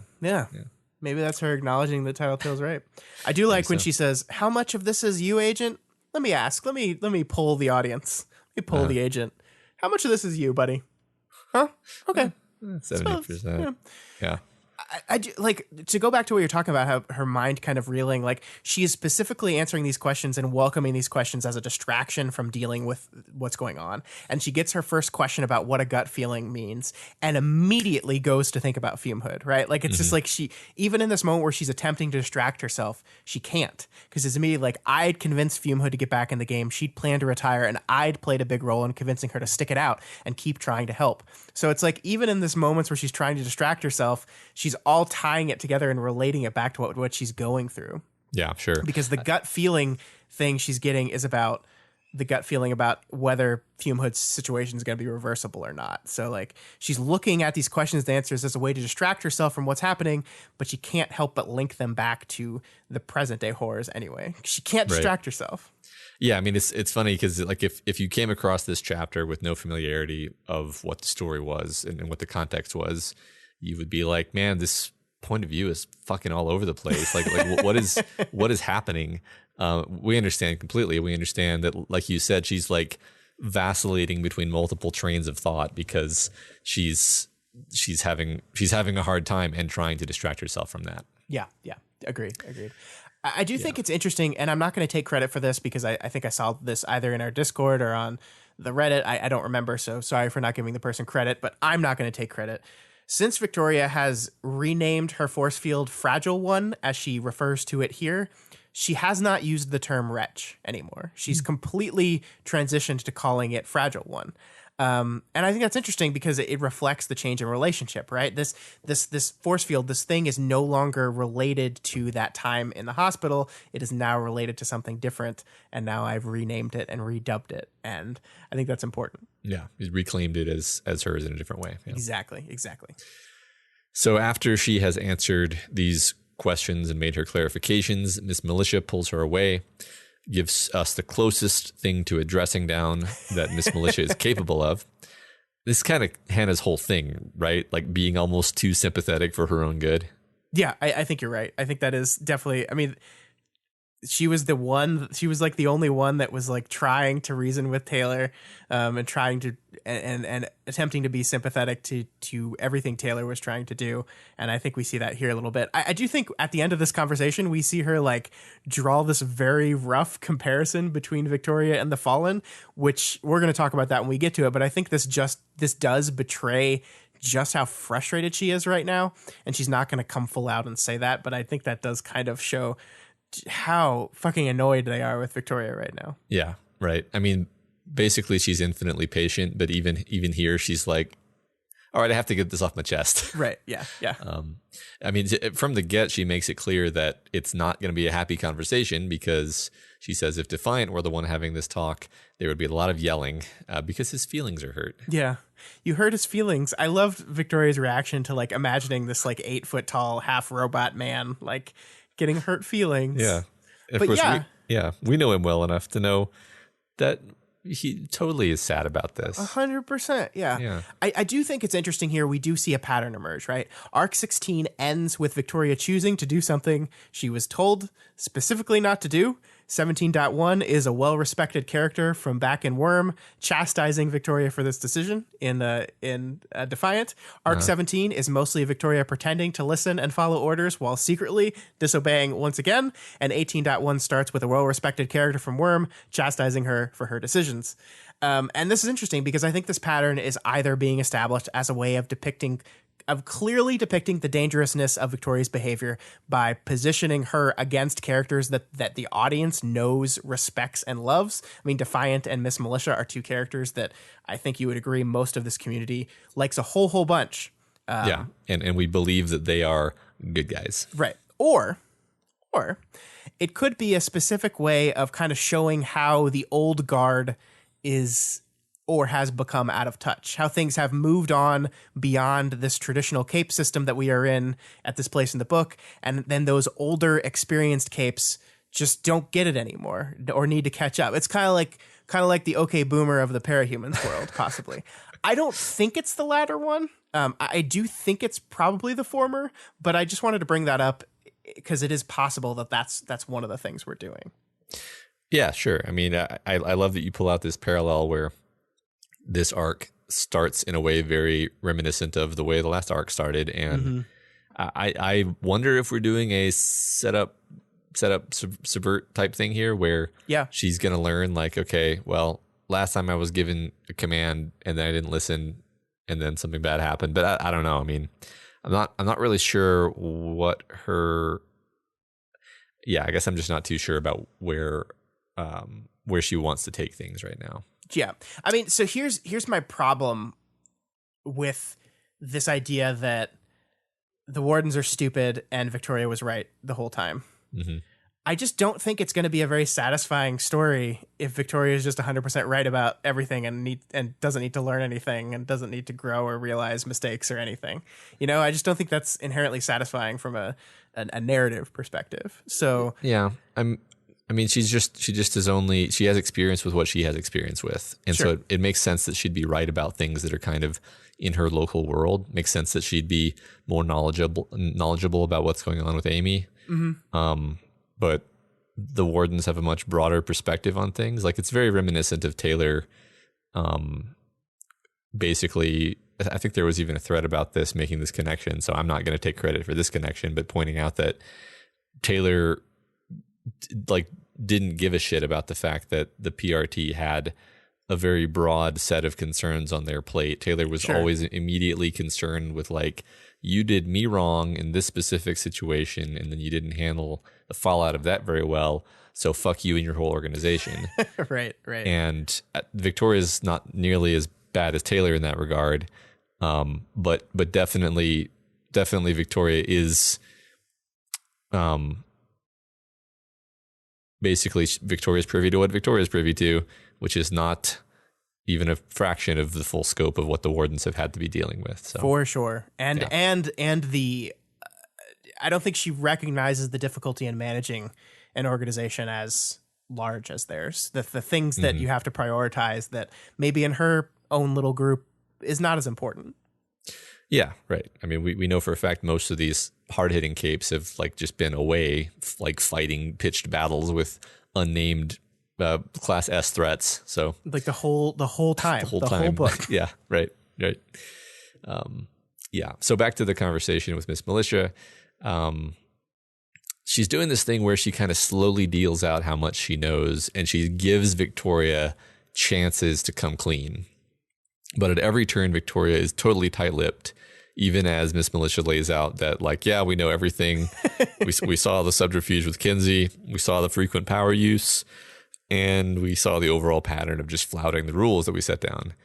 And then she goes on to say, and there will be consequences. But those consequences are pretty light and vague, actually. Yeah. It actually seems to me that Kinsey is going to suffer worse blowback than Victoria actually will. Because, I mean, I think explicitly Miss Militia says, the calls that you made were good calls. You just happened to make them while being completely duplicitous. Whereas Kenzie's behavior is worrying in kind of a whole different way, where she's just hacking into systems nonstop, apparently. Yeah. And so I want to spend some time on this conversation with you. I think we need to spend a lot of time on this because there's a bunch of different angles to it that I find really fascinating. I think you were absolutely right that at the beginning, Miss Militia is playing very loose with the knowledge she has. She's kind of letting Victoria confess as much as she wants her to. But Victoria, who knows she's about to be yelled at, because that's one thing Miss Militia said, is playing this it's very intelligent the way she kind of approaches this conversation. Look at this part. She says, and I wasn't exactly wearing kid gloves or operating under any happy-go-lucky delusions about how serious things were when I went to Shin as a favor to the wardens or brought my team into the fight to take this compound and stop Teacher. And we lost Swansong because of it. So she knows she's about to be yelled at. And she's kind of emphasizing the places in which she's specifically helped them. Before you chastise me, remember when we did this favor for you? And the result of this favor is I was kidnapped and locked into a room with my sister. And then we helped you take this base. We wouldn't even be here right now if we didn't help you out. And we lost our teammate for you. It's very much trying to manipulate in a way of before you yell at me, don't forget what I've done for you.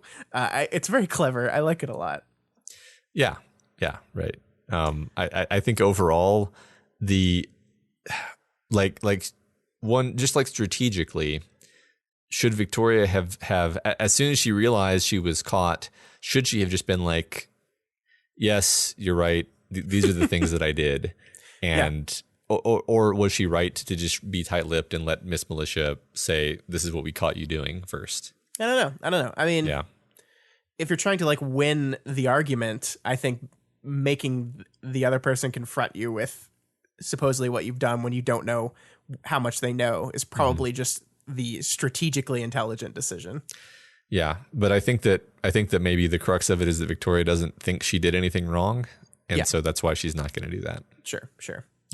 Before we move on, we do have to focus on that. The Kensley alarm is going off once again, because in the past week, there hasn't been a waking hour where she wasn't idly penetrating systems, gathering data, watching someone through a camera she gained access to, or figuring out how to sort the data she did collect.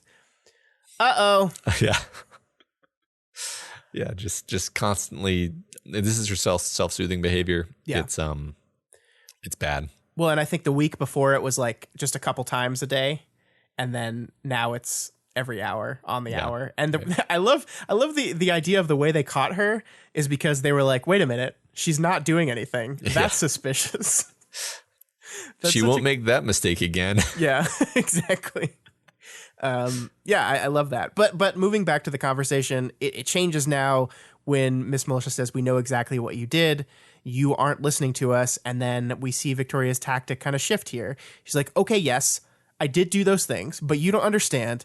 Your guy, Eric, was doing all the wrong things.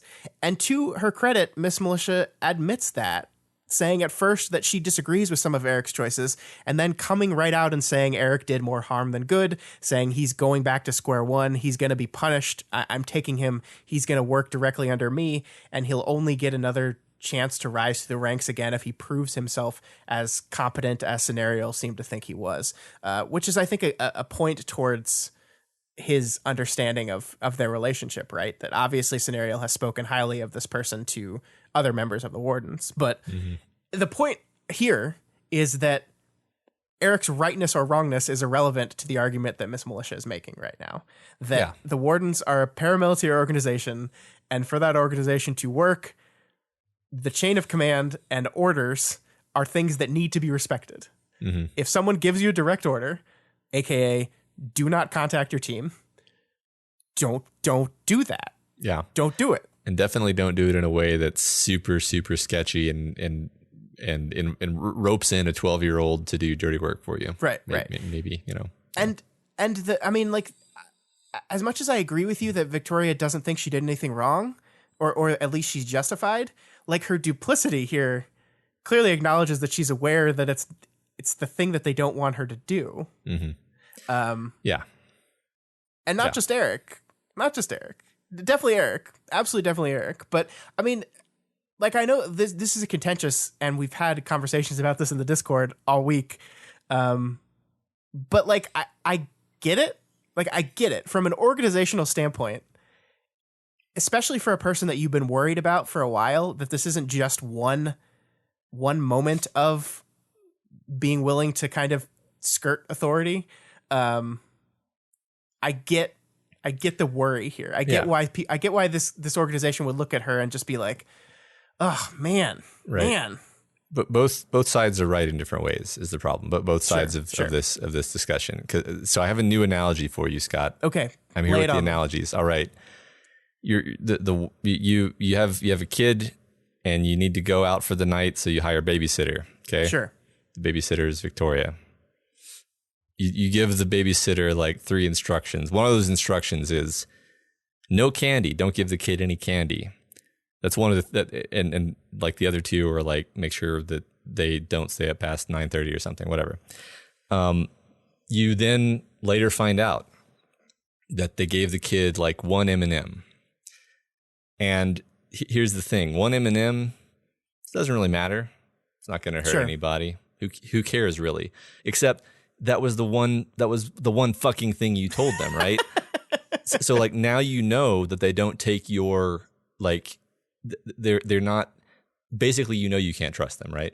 Sure. It was a tiny thing, but it was enough to break trust, right? Like that's how trust works, especially in a situation where you need to be able to count on this person to execute orders, right? Like a babysitter isn't even a military or like thing, but you do kind of need to trust your babysitter to be able to do exactly what you say, no more, no less, right? And that's a much less serious situation than this. So anyway, I don't know. Sometimes people don't find my analogies too helpful, but I like that one a lot. I like it. I mean, I think we would have to find a way that to make it so that the M&M that the babysitter did give was actually like helpful in some way, because I mean that is the truth here, is that the choices that Victoria made despite being specifically against orders, did assist and make things better, right? And Miss Militia acknowledges that. Like, I don't think she's dishonest about that. And I think she says it is this that makes it so your punishment really isn't that bad. Like, her punishment is not you don't get our resources anymore, we're gonna kick you out of the team, you don't get to do anything with the wardens anymore. It's just, look, the next time you ask for something, we might be a little more hesitant in giving it to you, and we're going to be paying really, really, really close attention to you right now for the next little bit of time, until you prove that you can be trusted again. That's it. And that's pretty minor, man. I mean, it could have been a lot worse. It is really minor. Like, I kind of wonder what this will actually be, right? Like, we haven't seen that yet. Sure. Maybe it'll be worse than we're kind of imagining. Maybe it'll be like a crucial bit of help denied at a crucial point in time, and it ends up mattering a lot. I'm interested to see that. I mean, but it sounds like it's not going to be a big deal. I mean, one of the things, the reason that Eric was wrong was because his inability to understand that despite orders, if there is a critical moment where critical information is obtained, people should know about it. And so I think this organization understands that. I think Miss Militia's acknowledgement that Eric was wrong in some ways is an acknowledgement of, like, that if there's a moment in which Victoria critically needs something, they're not going to deny that from her out of spite. But I also agree that they're not going to be as willing to trust her with important parts of this whole thing going forward. Yeah, I think and hope that you're right, but we'll see. Mm-hmm. Yeah.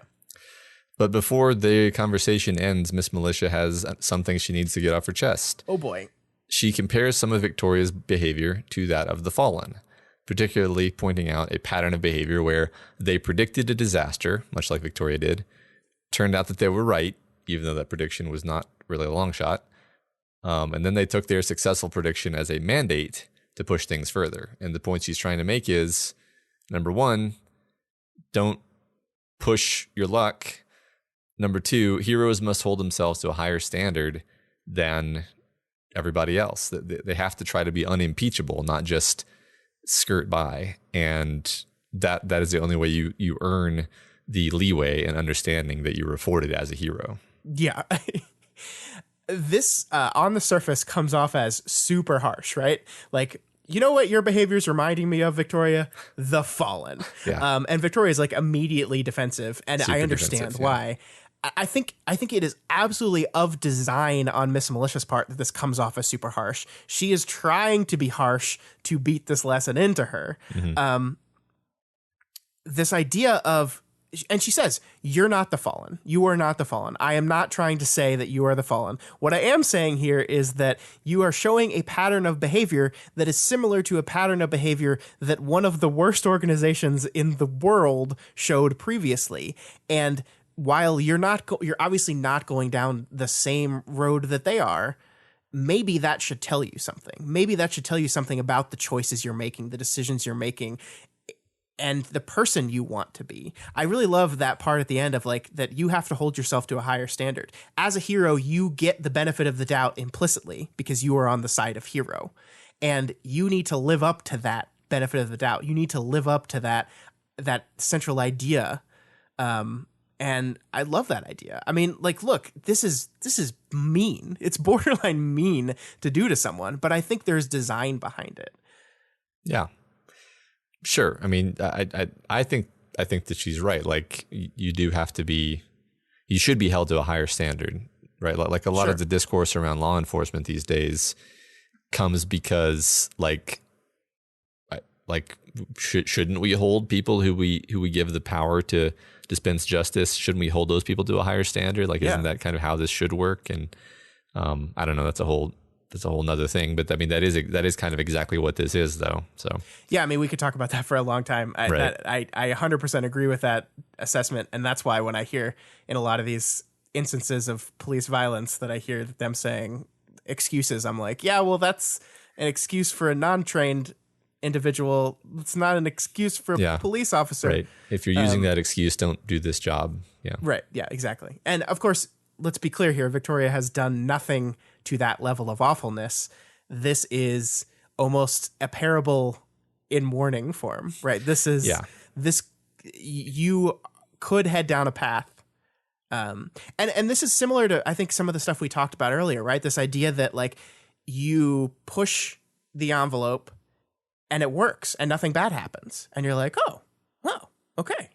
Well, next time I'm going to push it again. Yeah. And maybe it'll work again. Maybe you'll be right again. Maybe things will work out again. But there's every time you're doing that, you're rolling the dice and there's a chance that you're going to roll ones. I mean, yeah, Miss Militia is like the closest thing we have to a grizzled old veteran in the Cape world. Sure. And when she picks out a pattern of behavior, you should probably take heed. Yeah. I love that. I love that moment. I've been called many things in my time as a member of the Brockton Bay PRT and Protectorate. Unfair was never one of them. I love that. Yeah. Miss Militia was never unfair to Taylor.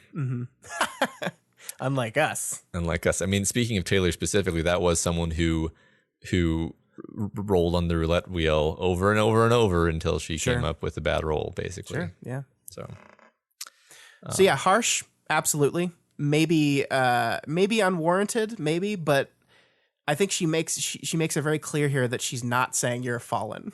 She's saying, I'm worried about you. Yeah. I see things that concern me. Please take heed. Please listen. Yeah. And I'm going to use this very extreme example to drill that point home. Yeah, exactly. I think that's exactly what she's doing. Yeah.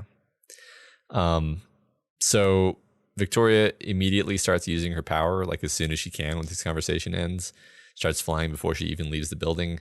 She then flies aggressively through the night once outside and kind of venting violent flying while also doing some minor experiments with her power.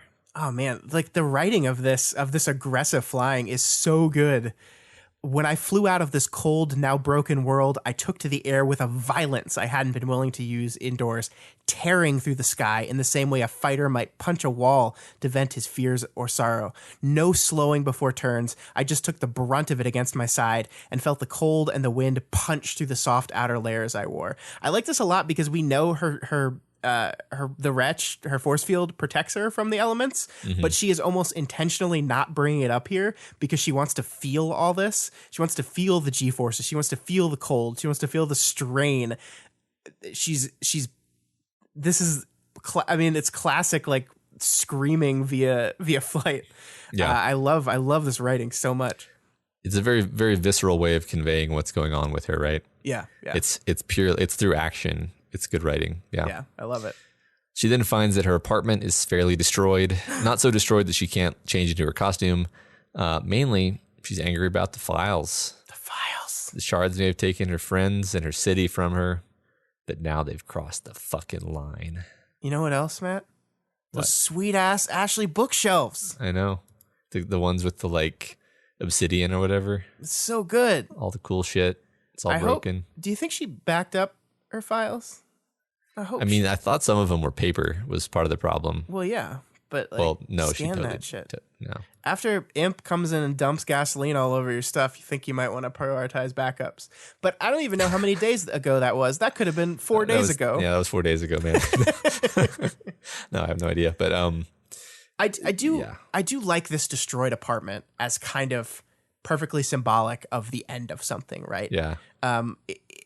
The apartment is gone. The place she lived with Ashley, who is gone, is now gone. The idea of domesticity, the idea of getting through today and then going home and drinking hot chocolate and watching movies with Lookout, that's gone, right? There's no more normal life to go back to. There's no domestic situation to go back to anymore.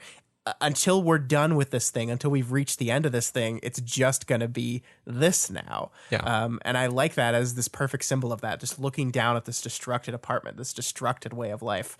It's gone. It's gone. And really, I think it's necessary to do this because we, the readers, we don't feel the destruction of the city if you just tell us the city was destroyed. Right. Even if we see cool images of black lightning and shit, like we feel the destruction of Victoria's apartment. This is a setting and a scene that we've seen many times. We have a lot of feelings about it. Yeah, 100%. Yeah. It reminds me of how the mall in Worm was used as a way of a sort of synecdoche of Brockton Bay, of like it's completely going to shit gradually. Yeah, that's a good point. That's a good point. Yeah. So then she flies back to the big meeting at Cauldron HQ, and we come to understand that we'll probably be spending the first part of this arc in this giant all-hands meeting where she'll be giving a presentation about the crystal landscape. We see Tattletale break through the malfunctions, the Dallins, and Amy's contingent are here. Hey, Amy's here and being led away somewhere. Maybe therapy? I hope so. I do like there's this moment where she, like, Tattletale is, like, standing directly, like, across from her in this meeting, and she describes it as, like, a mirrored side of her, and I really like that depiction here. Yeah, I love that. But, I mean, this is the end of the first chapter of the arc, right? And we have kind of everyone here now. All of our big players are here now. Heroes and villains alike are here to team up. Is everybody working together, Matt? At last? I mean, it looks like it, but we're just starting the meeting, though. We'll see. Sure. I mean, so this is when, I'm going to go down a rabbit hole a bit here, so please excuse me. But I was thinking about this. I was thinking about this moment that we've now achieved in this book that has now created this idea of community as not only important just for mental health and for support, but now has become literally the way to stop the world from ending, because the more people are ostracized and downtrodden and alone, the more likely they are to become a giant Titan monster. Mm-hmm. This idea that everyone coming together and realizing Taylor's goal in a different kind of way is really fascinating to me. And I kind of was like, well, what? Maybe I went back to Spec Arc 30 of Worm, and I reread the Taylor Contessa conversation, which, guy, if you guys haven't done that lately, just go do that, because that's it's so well written. That's such a great conversation. But it struck me, this idea that, I mean, one of the things that they're talking about is this idea of Scion wasn't the important one. It was always about us. It was always about humans or parahumans or humanity. And I like we've been sitting here wondering about what Contessa's goal has been this entire time, right? What is her goal? What is she trying to accomplish?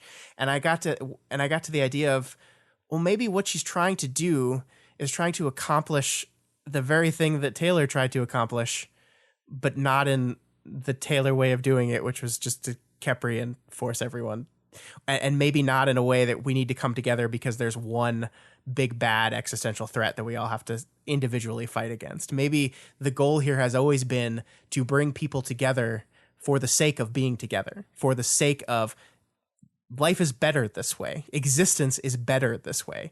And I don't know, maybe that's what she's been working towards the whole time. And that's a very optimistic view of Contessa, but it's fascinating to me to draw a line between the impact that conversation with Taylor had on her and all of her actions throughout this book is very interesting to me. Yeah, when you told me that earlier, and I immediately thought that I like that idea. I don't know if I think yes or no on it, but mm-hmm. I love it. I think it's a cool idea, and it does remind me that during that conversation with Taylor, that's one of the few times that I really feel like we're talking to Fortuna rather than Contessa. Clearly the path is not dictating the content of what she's saying in that conversation. Yeah. Although it is dictating the mouth sounds she's making, I think. But yeah, and I wonder if like the mouth sounds.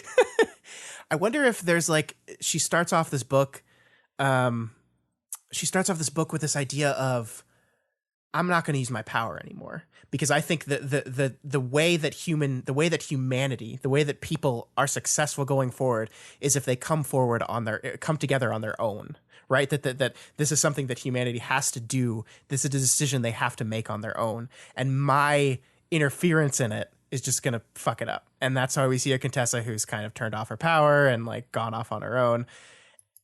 And then the shards start doing their thing. And I wonder if this is going to be, with these things around, the only way this happens is if shardmanity and humanity find a way to come together in a natural way. And that ends up being her main focus once she's reactivated and going forward. I don't know. It's just an interesting theory. Yeah.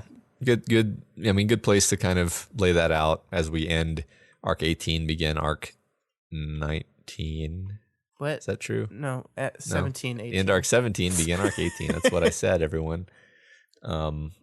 So yeah, that wraps it up for the first chapter of arc, whatever it was I just said. 18. It's 18. radiation. Radiation. The question from last week was, have you ever changed the way you lived your life because of a story, and in what ways? Matt, this is like my favorite discussion question. I loved the answers to this one. This is so great. You guys, like, just listening to people talk about the stories they love and the ways they've affected them, it's made me all warm inside. Yeah, I mean, this is kind of why I love stories anyway. Like, it really is because they have the capability to do this kind of thing. Yeah. So yeah, I agree. Let's get into these, Scott. So we're going to spend some time on this question. You can Yes. always tell who's pulled the answers by whether they're paraphrased or not, or whether someone just pulled them copy paste full cloth from Reddit. That is me. That's what I do. But So. Scott, you did that because you wanted to preserve everyone's beautiful language. Yeah, right? totally. It's Yeah. not because I was running out of time and not All right. at all. So from Nugget Blaster 69, I'm not sure I'd say the entire story changed the way I lived my life, but I definitely say that Daenerys Targaryen from Game of Thrones was a fictional character that had a big impact on me. While I'm not an exiled princess whose father incited a rebellion, I feel like I could really relate to who she was at her core. My father is also an insane man who ruined my childhood and imparted trauma on me that still impacts me as an adult. Like Daenerys, I moved to a foreign country as a child, and my only companion was a brother who hated me. I could also really identify with the pressure she felt to represent her family. That's something that's really prominent in the Italian-American community as well. So I felt that I could relate with some of the things she went through. But the biggest aspect of her personality that I identified with was being a shy and quiet child who had no control over her life. So to me, Daenerys was an example of a woman who wasn't born strong, but became that way through her own determination. She also inspired me as someone who could overcome the deeds of her father to make her own positive mark on the world. She helped solidify to me that I wasn't doomed to live my parents' lives just because I was related to them. Of course, that all went to shit, which I'm not bitter about at all. But her transition from powerless child to an empowered woman is something that really spoke to and encouraged me. I really like that. Nugget Blaster, we can hope that Daenerys' arc in the books is handled just a little bit better. Yeah, a little bit more nuance, perhaps. It might end in the same place, but a little bit better. Yeah. All right, Martian Maneater says Once Upon a Marigold, which is a silly and sweet book that is lighthearted and sincere. The protagonist watches from across the river as the wicked queen bullies her daughters and observes how unhappy and isolated everyone at the palace seems.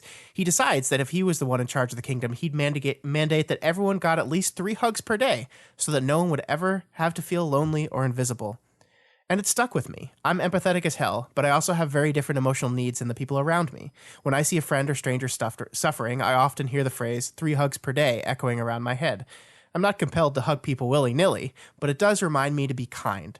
3 hugs per day reminds me to take a second and identify what might be helpful or reassuring to that person, which sometimes involves asking them directly instead of jumping in with what might be helpful to me.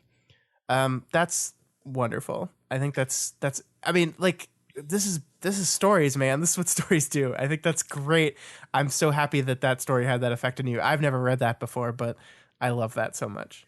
Yeah, me too. I almost wish that I had encountered something similar when I was younger, because I feel like it's taken me like into my old ancient age to get to a point where I'm able to kind of like automatically go to a place of offering empathy rather than just like being in my own head all the time. Gosh, yeah, I would have been such a better person for sure. Yeah, me too.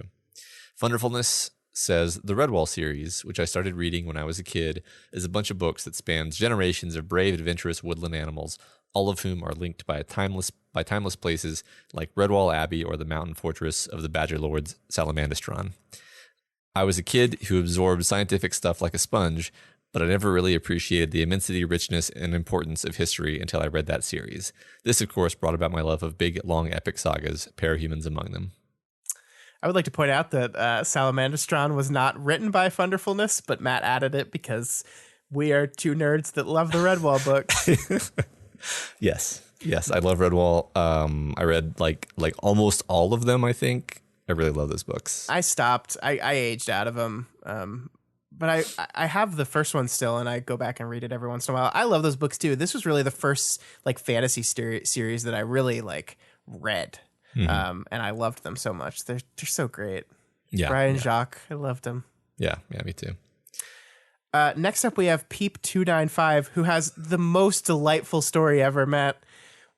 They say, while this might not be in the spirit of the question, I'm dating my girlfriend Alex because of a tabletop RPG story, which is adorable. Yeah. As a way of keeping touch with my old college buddies, we all decided to start an RPG campaign, Fate System Magic Girl setting. After a few sessions, I noticed that my character and Alex's character acted as good foils for each other and would help balance out their worst tendencies. I approached her and the GM outside of the session and asked if Alex would be comfortable exploring a romantic subplot between our two characters in the game.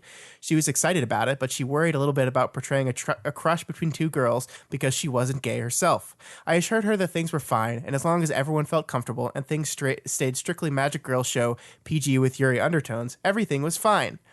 And then they fell in love.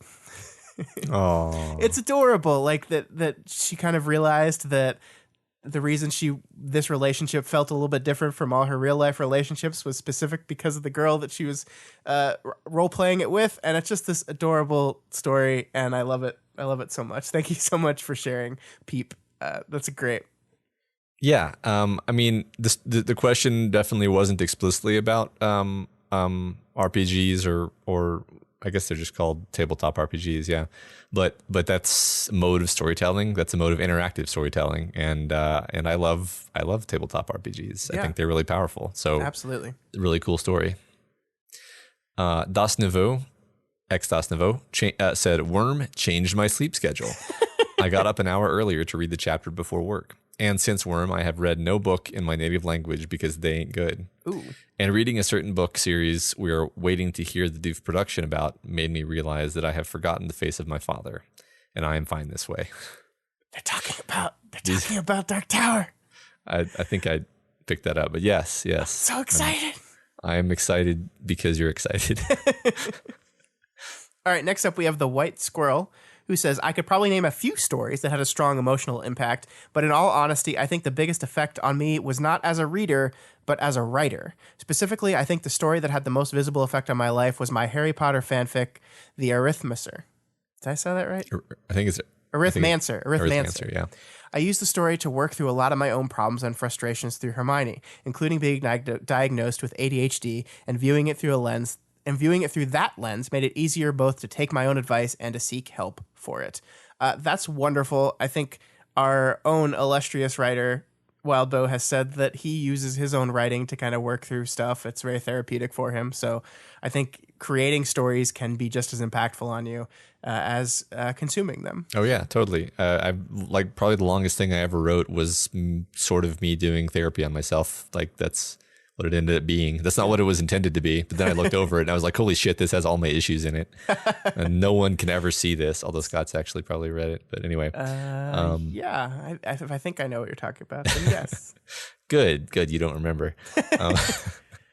Death of the Artist says, I am a very bad student of science. It does not come naturally to me, and it has never come naturally to me. Oftentimes as a kid, I hated science and mathematics above all my other subjects in school. So why, you may ask, am I close to graduating with a degree in optics with a minor in mathematics and hoping to pursue a PhD in quantum mechanics and solid state physics right now? The first reason is because I hate myself and want to do something that I'm awful at. What fun is going into a career in a field I'm good at now and getting bored in a decade, followed shortly by hanging myself in my mid-30s? The second reason why I'm pursuing the career track is because of the Feynman lectures on physics. I know at least one other person who has this story. That was me, Matt. I found the first lectures when I was in my sophomore year of high school. I did not understand most of it, and I fervently didn't want to read it, but I really needed a quotation for a paper. So I started to read and read and read, and then I went back to the beginning and plowed through the majority of the lectures in a single sitting. Despite my not understanding the vast majority of the content, Feynman is so engaging and such a good teacher that I just absorbed his material like a sponge. I know that you asked for stories that have changed people, and that's precisely what makes these lectures so consumable, the narrative. A leads into B, leads into C, until you've gone from talking about the philosophical meaning of truth to talking about semiconductors, spin, and the time-dependent Schrodinger equation. Every step of the way, you are inundated with Feynman's personal enthusiasm on the subject until you really start to appreciate the beauty he's talking about when he starts waxing poetic about Euler's formula being an amazing jewel when he takes a lecture to explore it for little more than sheer intellectual pleasure. Even if you know nothing about physics, even if you hate science in general, give it a shot. It might just suck you in or give you a new perspective on the simple pleasures of a field you previously closed yourself off to. Feynman was very special. Feynman was amazing. You can still watch some videos of him giving lectures on YouTube. Actually, it's pretty amazing because he can break something down that's I mean pretty esoteric in a way where you're just like, yeah, that makes perfect sense. Why was that ever complicated to me?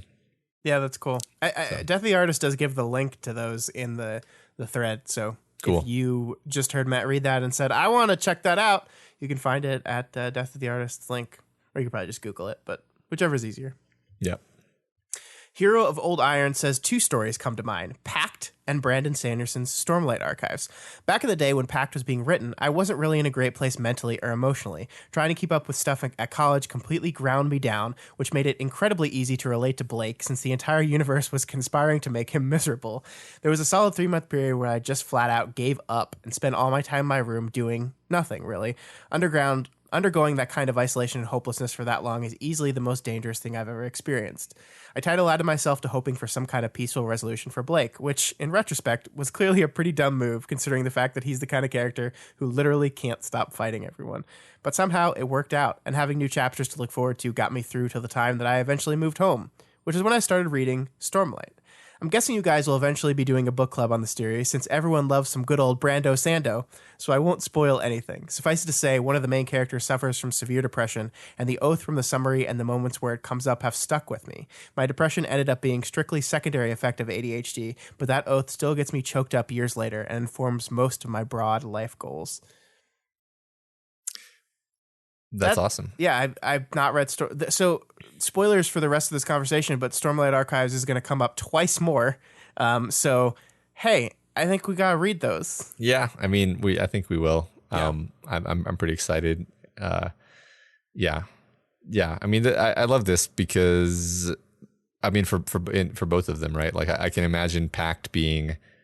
I don't want to say any Pact spoilers, but it seems like something that would resonate incredibly well with someone going through that exact kind of crisis. Sure. Yeah. I mean, I think it's interesting so much of these answers. And I think because it's this fundamental truism that like sometimes the right story hits you at just the right time of your life. Right. Mm-hmm. It's just like, and there's no planning for it. It just happens. And those are normally the stories that impact us the most. I mean, like I have stuff in my life that this certain movie or this certain book or just hit me right when I needed it to, and it totally just reoriented my outlook on everything.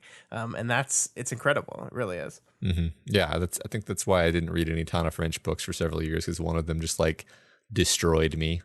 But yeah, glad you didn't fall through the cracks, Hero of Old Iron. Yeah, I'm glad to hear you're doing great. Next post from Coinage. So I, as a nearly 30-year-old man, am going to rant about the Lizzie McGuire movie for a minute. For those not familiar, it's a high school coming-of-age style drama of a prototypical girl, Lizzie, and her friend Gordo. Gordo is a boy, but not her boyfriend. This will be important later. Frankly, the show was rather mundane to me, but a few things stand out. Lizzie was a rather normal protagonist, presumably meant to be easily relatable to a teenage girl. I was not a teenage girl, so I related closer to Gordo. Gordo was weird. The show repeatedly called him out for being weird. His idiosyncrasies were often a comedic element. I don't recall him being popular at all. Lizzie was one of his few friends. A recurring theme of the show was the relationship between Gordo and Lizzie. I recall the show making it rather clear Gordo liked her and only saw him as a friend. The answer, it's a pretty long post actually, but it goes on to basically say that they eventually, there's like another movie or something, and then turns out that her and Gordo get together, and the show is like implying that it was good that he stuck it out and just kind of considered to be a low-key nagging presence in her life, because then eventually she gave in and loved him, because that's how love works. And that this was actually a negative influence on the poster, because that is not, in fact, how love works. Right. I loved that Coinage took this question and like turned it in a different way, right? I mean, like, I think when we thought of this question, it was like, how has it positively impacted you? But yes, it is absolutely true that the media we consume can negatively impact us in certain ways. And I do think it is very true that the whole nice guy phenomena is at very least supported by a lot of the media we consume. This idea, there's very much this idea as like the nerdy, unpopular kid that if you're just there, she'll love you. I never watched a Lizzie McGuire movie, but I know plenty of other stories that work in this exact same way. Yeah. So totally agree with this. Yeah. It kind of reminds me of how like I started reading Wheel of Time when I was like 14, and I got some real weird ideas about how relationships work from those books, which I had to gradually scour out of my mind. Yeah, I like a lot about those books, but the gender politics are not the best. I have only read the first 5, and I can tell you that I agree with that. Yeah. Next up, we have Hobo Demon, who says, Worm changed my life in very noticeable ways, and the associated We've Got Worm podcast got me into listening to podcasts. Aw, thanks. Yeah. First, just the then Daily Planet. Then things sort of expanded from there, like a slime mold spreading to adjacent oatmeal flakes, until it constructs a map of Tokyo to the subway system as I looked into podcasts plugged on other podcasts. Now I've got 140 podcasts on my podcatcher, 42 of which I'm caught up with, at least half of which update weekly and a couple daily. And keeping caught up with these means I'm very slowly working through my backlog of high-value, long-running podcasts, like Rationally Speaking, My Brother and Me, Very Bad Wizards, etc. That's a lot of content that, if it weren't for Worm existing and being so well written that it had a podcast, would have been replaced in my day-to-day as a truck driver working 12 to 14-hour shifts packed with podcasts at 1.4 times speed, with like 50 remixes of Porter Robinson's Unison on shuffle for eternity in a data torture chamber on wheels, like some kind of hair shirt, because I'm weird like that. Holy shit, that was hilarious. It is hilarious. Also, like, do you remember when you used to listen to music in the car? Because I don't. Although clearly that was most of my life. I meant dadaists. Yeah. No, I don't listen to music anymore. I don't fucking have time for music. You kidding me? Exactly. Like why? Why would you listen to music ever? Okay, I'm joking. They also mention a book called Fall of Giants by Ken Follett that they say is similar to Worm, and that they make you empathize with characters that you expect to consider malicious given the genre and the setting, which is cool. Yeah, I mean, everybody starts their podcast journey somewhere, and I'm pleased that we were able to introduce you into the cult. Yeah, that is an honor to hear that. Welcome to podcasts. Yeah. Niall Supernum says, definitely the webcomic Questionable Content by Jeff Jacques. I assume that's how that's pronounced. I got into it in late high school, and as a pretty introverted and nerdy kid, it provided me with some real positive role models who weren't sci-fi fantasy protagonists. The characters are just ordinary people trying to be decent to each other. They occasionally fail and then apologize and then learn and grow. I strongly identified with one character in particular, ostensibly the main character, Martin. He grows quite a bit, as does the comic's author, between the start of the comic and the up-to-date point circa 2009 when I caught up. I credit his arc and the comic in general with helping me let go of a lot of toxic masculinity and to become a better communicator in relationships. Also, I'm not sure how much of correlation is causation, but I watched the entirety of The West Wing and Parks and Rec over the same rough period of months when I decided to switch careers from software engineering to law/public interest. Make of that what you will. That's funny. Yeah, cool. I've never heard of that comic. I've never heard of that either, but I'm very glad it had that effect on you. Yeah, I mean, the idea of growing with a creator over time, I think is pretty cool. I think it gives you some insight into like how people change, which can give you insight into yourself. That's more about the creator than it is about the art, but I guess the two are intertwined in really interesting ways. Absolutely. Cool. Next up, we have Tenki Forecast, who says, besides weather, one of my passions is history. I find history to be engaging, enlightening, and life-changing in what you can learn about the world, your culture, and yourself from the study of the past. However, that can lead into a tendency to obsess over the past, especially when you add depression into the mix. Enter Cowboy Bebop. This one did not go where I thought it was going to go. A show about 3 to 4 individuals with very complicated or complete lack of relationships with their past. One character runs from the past, another pretends the past doesn't matter, and another obsesses over the past. All 3 are approaching their history from an unhealthy perspective, a perspective that is inherently self-destructive. Only one character kind of learns from their mistakes, while the other 2 damages all the relationships. One character's obsession with the past leads to one of the most famous endings in anime history. It's an ending that absolutely did not need to happen. At any point, the characters could have walked away and learned. That's the tragedy of it all. Yep. I feel like I'm gonna have to watch Cowboy Bebop at some point. I feel like I have watched it. Like Really? I remember it, but I don't remember it. I remember watching it because Michael. Yeah, But- he didn't make me watch it. That's weird. Huh. Interesting. Yeah. Maybe that was before you. When did Cowboy Bebop come out? I don't know. It must have been before me though. Okay. Anti-Chris says, my initial response to this question was that some have made me try, but there are always some long-term backsliding which disqualified them from being the answer. But then I realized that nobody's life is a sprint to the finish line. Even if a work doesn't lead me to permanent sweeping changes that are satisfyingly dramatic, that doesn't mean they haven't changed me or the way I live. Worm taught me to be more empathetic, even if I still get curmudgeonly. Life is Strange taught me to be more decisive and in the moment, even if I sometimes still need to check out a bit. The Stormlight Archives taught me to not let the past get in the way of the future, even if I still hold my grudges. Countless works have had a small positive change, just like every journey is ultimately made up of countless small steps. I like this answer a lot because I feel like I can relate to that. There's been a lot of books actually that have affected me in small ways that don't end up being like permanent, turn the knob all the way in one direction changes. Yeah, sure. But kind of still influence me going forward. So. Yeah, I mean, I think the honest truth of this question is that everything you read changes you in some small, minute way, right? Yeah. But yeah, I like Sure. that answer a lot too. Tasarwat says, maybe not the way this was intended, but Ward in particular has had a strong impact on my life. This past year has been a challenge, to say the least. I've been dealing with disability, mental health problems related and unrelated to that, and the consequential inability to work or study for the first time in my life. It has meant reevaluating what my life is about, and there have also been long periods of drifting and aimlessness, which a lot of people without regular sleep schedule find. Combine that with depression that can make it hard to get out of bed, sleep disorders that make it hard to get out of bed, and oftentimes I've struggled to know what day of the week it was, what time it is, or anything that could be immediately determined by how light it was outside. Ward provided some of that structure. 2 releases a week on known days gave and gives me something concrete to look forward to that didn't require anything of me. We've got Ward offered a third fixed point of that week, and joining the Discord meant that I could use the anticipation of chapter releases to help ground me as well.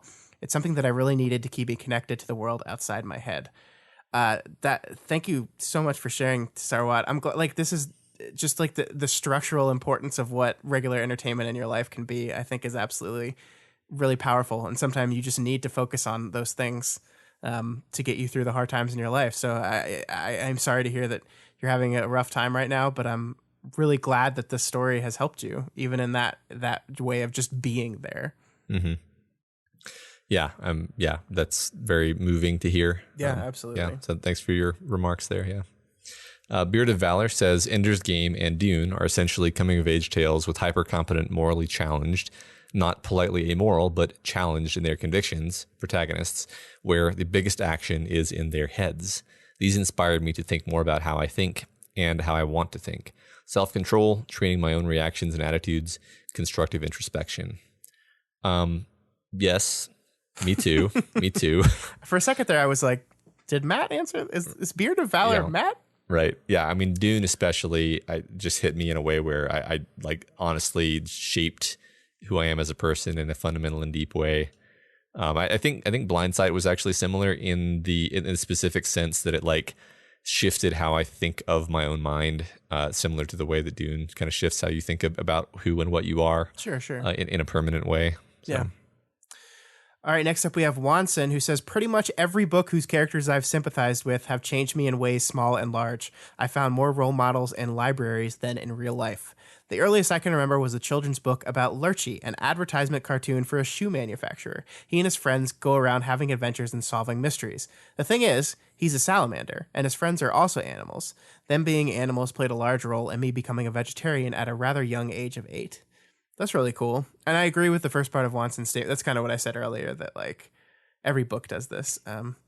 The finding more role models in libraries than real life, I think is very true to a lot of people too. I think it's kind of true to me. I mean, not that I didn't have role models in my real life, but I was just such an avid reader as a kid that like the characters that I read about really defined my understanding and viewpoint on how I approached the world. So this is a question for you. Me? Yeah, well, just like yes. So like when I was a kid, I would be like, surely, like I feel lost and adrift in the world at times, but surely adults have figured it all out. I will read books and the adults will have written their discoveries about how to live well and how to be happy into the books. And it took me like many years to realize like, oh, most adults have still not figured these things out. Although some books definitely contain what I would call wisdom, which is sort of the instruction manual for how to live well. But I tended to read like fantasy books, which are mostly not that. So anyway, I just thought that, I guess to change it into a question, did you ever read with the intent of like, I got to figure out what the fuck is going on? And maybe book authors have kind of put that in the books. I don't know if I would ever like consciously like had that thought, but I mean, certainly reading was a method of understanding what was going on. Okay. Yeah. Because the world is this giant, unknowable place when you're a little kid, and books seem to explain it in a way that you can digest. So, okay, cool. Askew says, the book that I think had the biggest impact on my life was The Way of Kings by Brandon Sanderson. There we go. We gotta read these books. We do. Putting aside the fact that it is an amazing piece of fiction, the aspect of this book that really changed my life was the story of Kaladin. Without getting too spoilery, mental health issues have a lot to do with what drives the story. Kaladin in particular struggles with what appears to be a form of depression. I read The Way of Kings in early high school, and I was able to identify with him so well that it helped me realize that depression was a big problem in my own life, and eventually inspired me to get help and begin to move past it. For me, the most important aspect of this book and the Stormlight archives in general is that the characters are able to have hope however dire their situation becomes. The process of losing hope and motivation but finding a way back was so inspiring. Cool. Gosh, I gotta read these books. I know. I mean, they sound pretty powerful. Yeah. I think someone tweeted us right before I started about what we talked about, the moment at the end of 17.y that I had, that everything coming together epiphany moment. They were like, that happens in every book in the series. You must read it right now. I was like, Jesus, I feel like Brandon Sanderson is paying people to get me to read these books. Yeah, I think we need to. Yeah, we'll put them in the rotation for the book club. I don't think anyone submitted them as a potential pick. That's the problem. Yeah, you got to do that, everybody. Yeah. I'm talking to you. Yeah. We have original Bubs here that says 400 or so pages into Infinite Jest, there's a conversation between two very minor characters, Lyle and Lamont Chu, about Lamont's aspirations to become a nationally ranked tennis player. Lamont argues that since he and almost everyone knows wants so much to be the best at tennis, that must mean that actually being the best must be fantastic. He thinks that because he's envious of the best player, that must mean that the best player is that much more happy for it. Lyle responds by telling him that he's incorrect. A few choice quotes from Lyle in the response include, "You have been snared by the delusion that envy has a reciprocal. You burn with hunger for food that does not exist, and fame is not an exit from any cage." It might be a rather simple idea that the wanting of something doesn't always correlate with the actual value of it. However, to a college-age reader who is pretty obsessed with next steps and thinking about how they could achieve intellectual success, the question of the goal really had an impact. It got me to step back and actually think about what I think a good life for me is, and not just aim for the one that sounds the most impressive. Wow, yeah, that's amazing. That's really, that's such a key point in your life, too, to come to that realization. I kind of wish I had come to that realization about that point in my life. I was gonna say the same thing. I wish I had read envy does not have a reciprocal when I was like, I don't know, 18. That would have changed a lot of things. Yeah. Final answer from Classic Todd. Classic Todd. Yeah, it's classic. The first book I've ever read was It by Stephen King, and I was younger than the kids in the story. As I grew older and periodically reread the book, how I experienced the story would change because I was changed, but it didn't change me. For me, the experience of a story is one of introspective discovery. The closest example I can think of for being changed in some way is how the story of Saul Weintraub in Hyperion changed how I interpret the sacrifice of Isaac by Abraham. But I don't really consider that a change. It hasn't affected how I live my life, just my perspective on something. Learning something new, seeing something in a new light.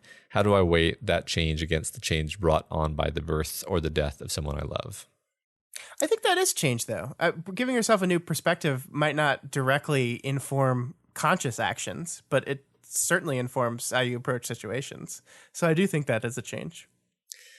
Yeah, I mean, like you said earlier, like almost everything you encounter changes you in a small way, and I think certainly seeing who was it who said, I don't know, I'm going to mess it up because I don't actually remember the quote, but just like the idea is that a story is an empathy machine and puts you in other people's minds and situations. Roger Ebert. He technically said movies are movies, empathy machines, but stories. I mean, I think movies are particularly good at it, but stories in general are. I mean, stories are one of our modes as the human animal for conveying information and lessons. So yep. Also, Todd, I totally agree with you about it. I read that book over the summer, and I had this crazy realization that this is the first time I'm reading it, and I am the age that Stephen King was when he wrote it. Or started working on it, and that really threw me for a loop because I think the book, the meaning of the book shifts and changes as you grow older, because it's a book about childhood and losing your childhood and trying to recapture it, and it's one of those books that works perfectly for that, just to dip into again as you age. Love it. I love it. Cool. I love it. I haven't read it yet, but I'm sure I will at some point. Mm-hmm. All right. So we spent a lot of time on this week, Matt.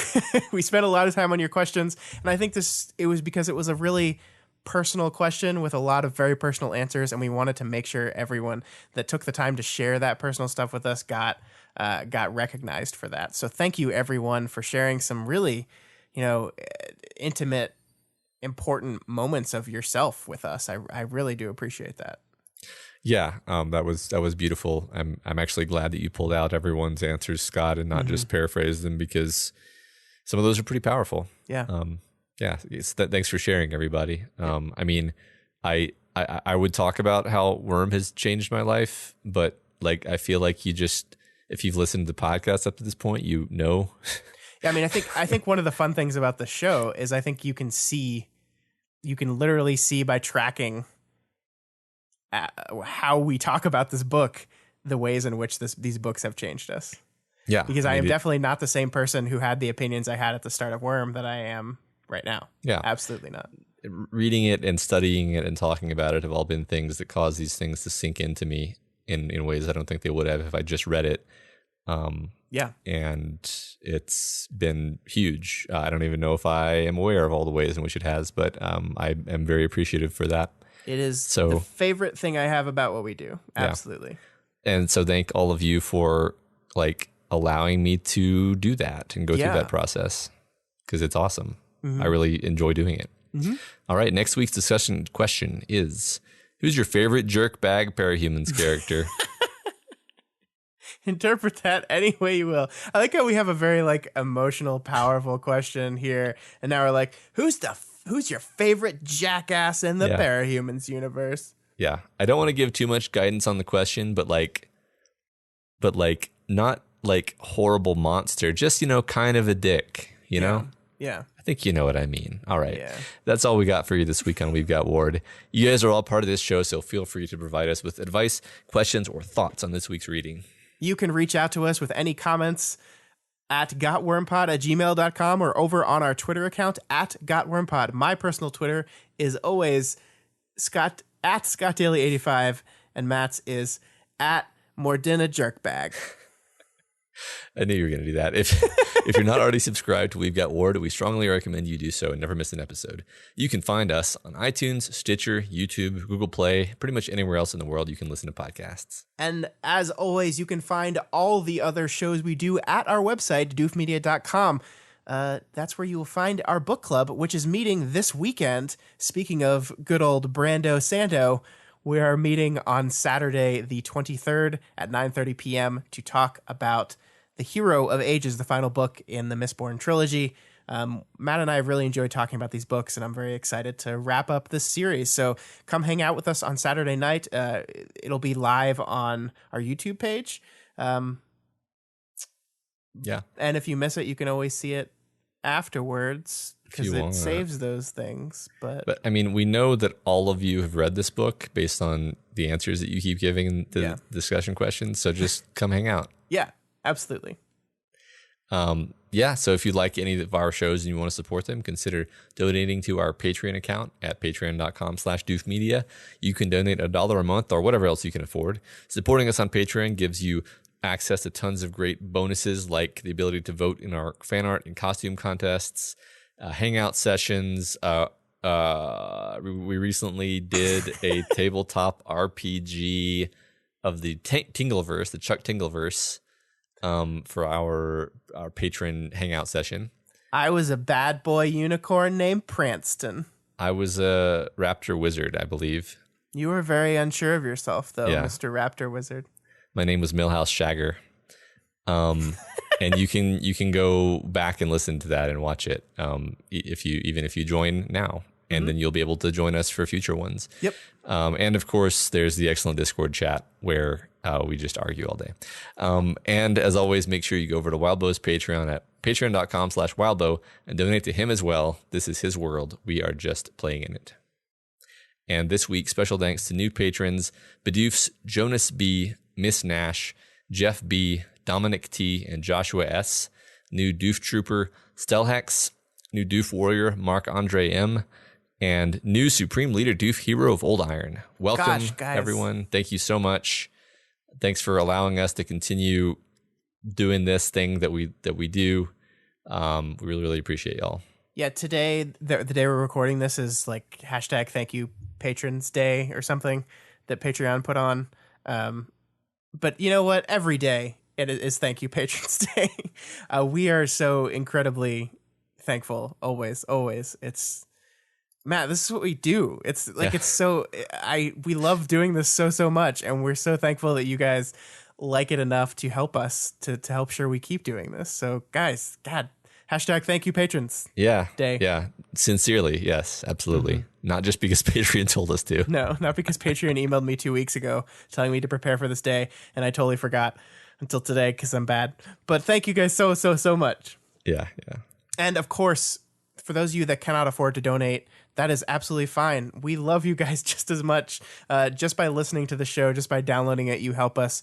You can help us by sharing it with your friends. I mean, you should be sharing this book with your friends, so you can share the show along with it. Or you could leave us a rating and a review on Apple Podcasts or Stitcher. Any of these ways help new people find our show. Thank you guys so much for doing that. Yeah. And that's all we have for you this week. Next week, we will continue to suffer from Arc 18 radiation.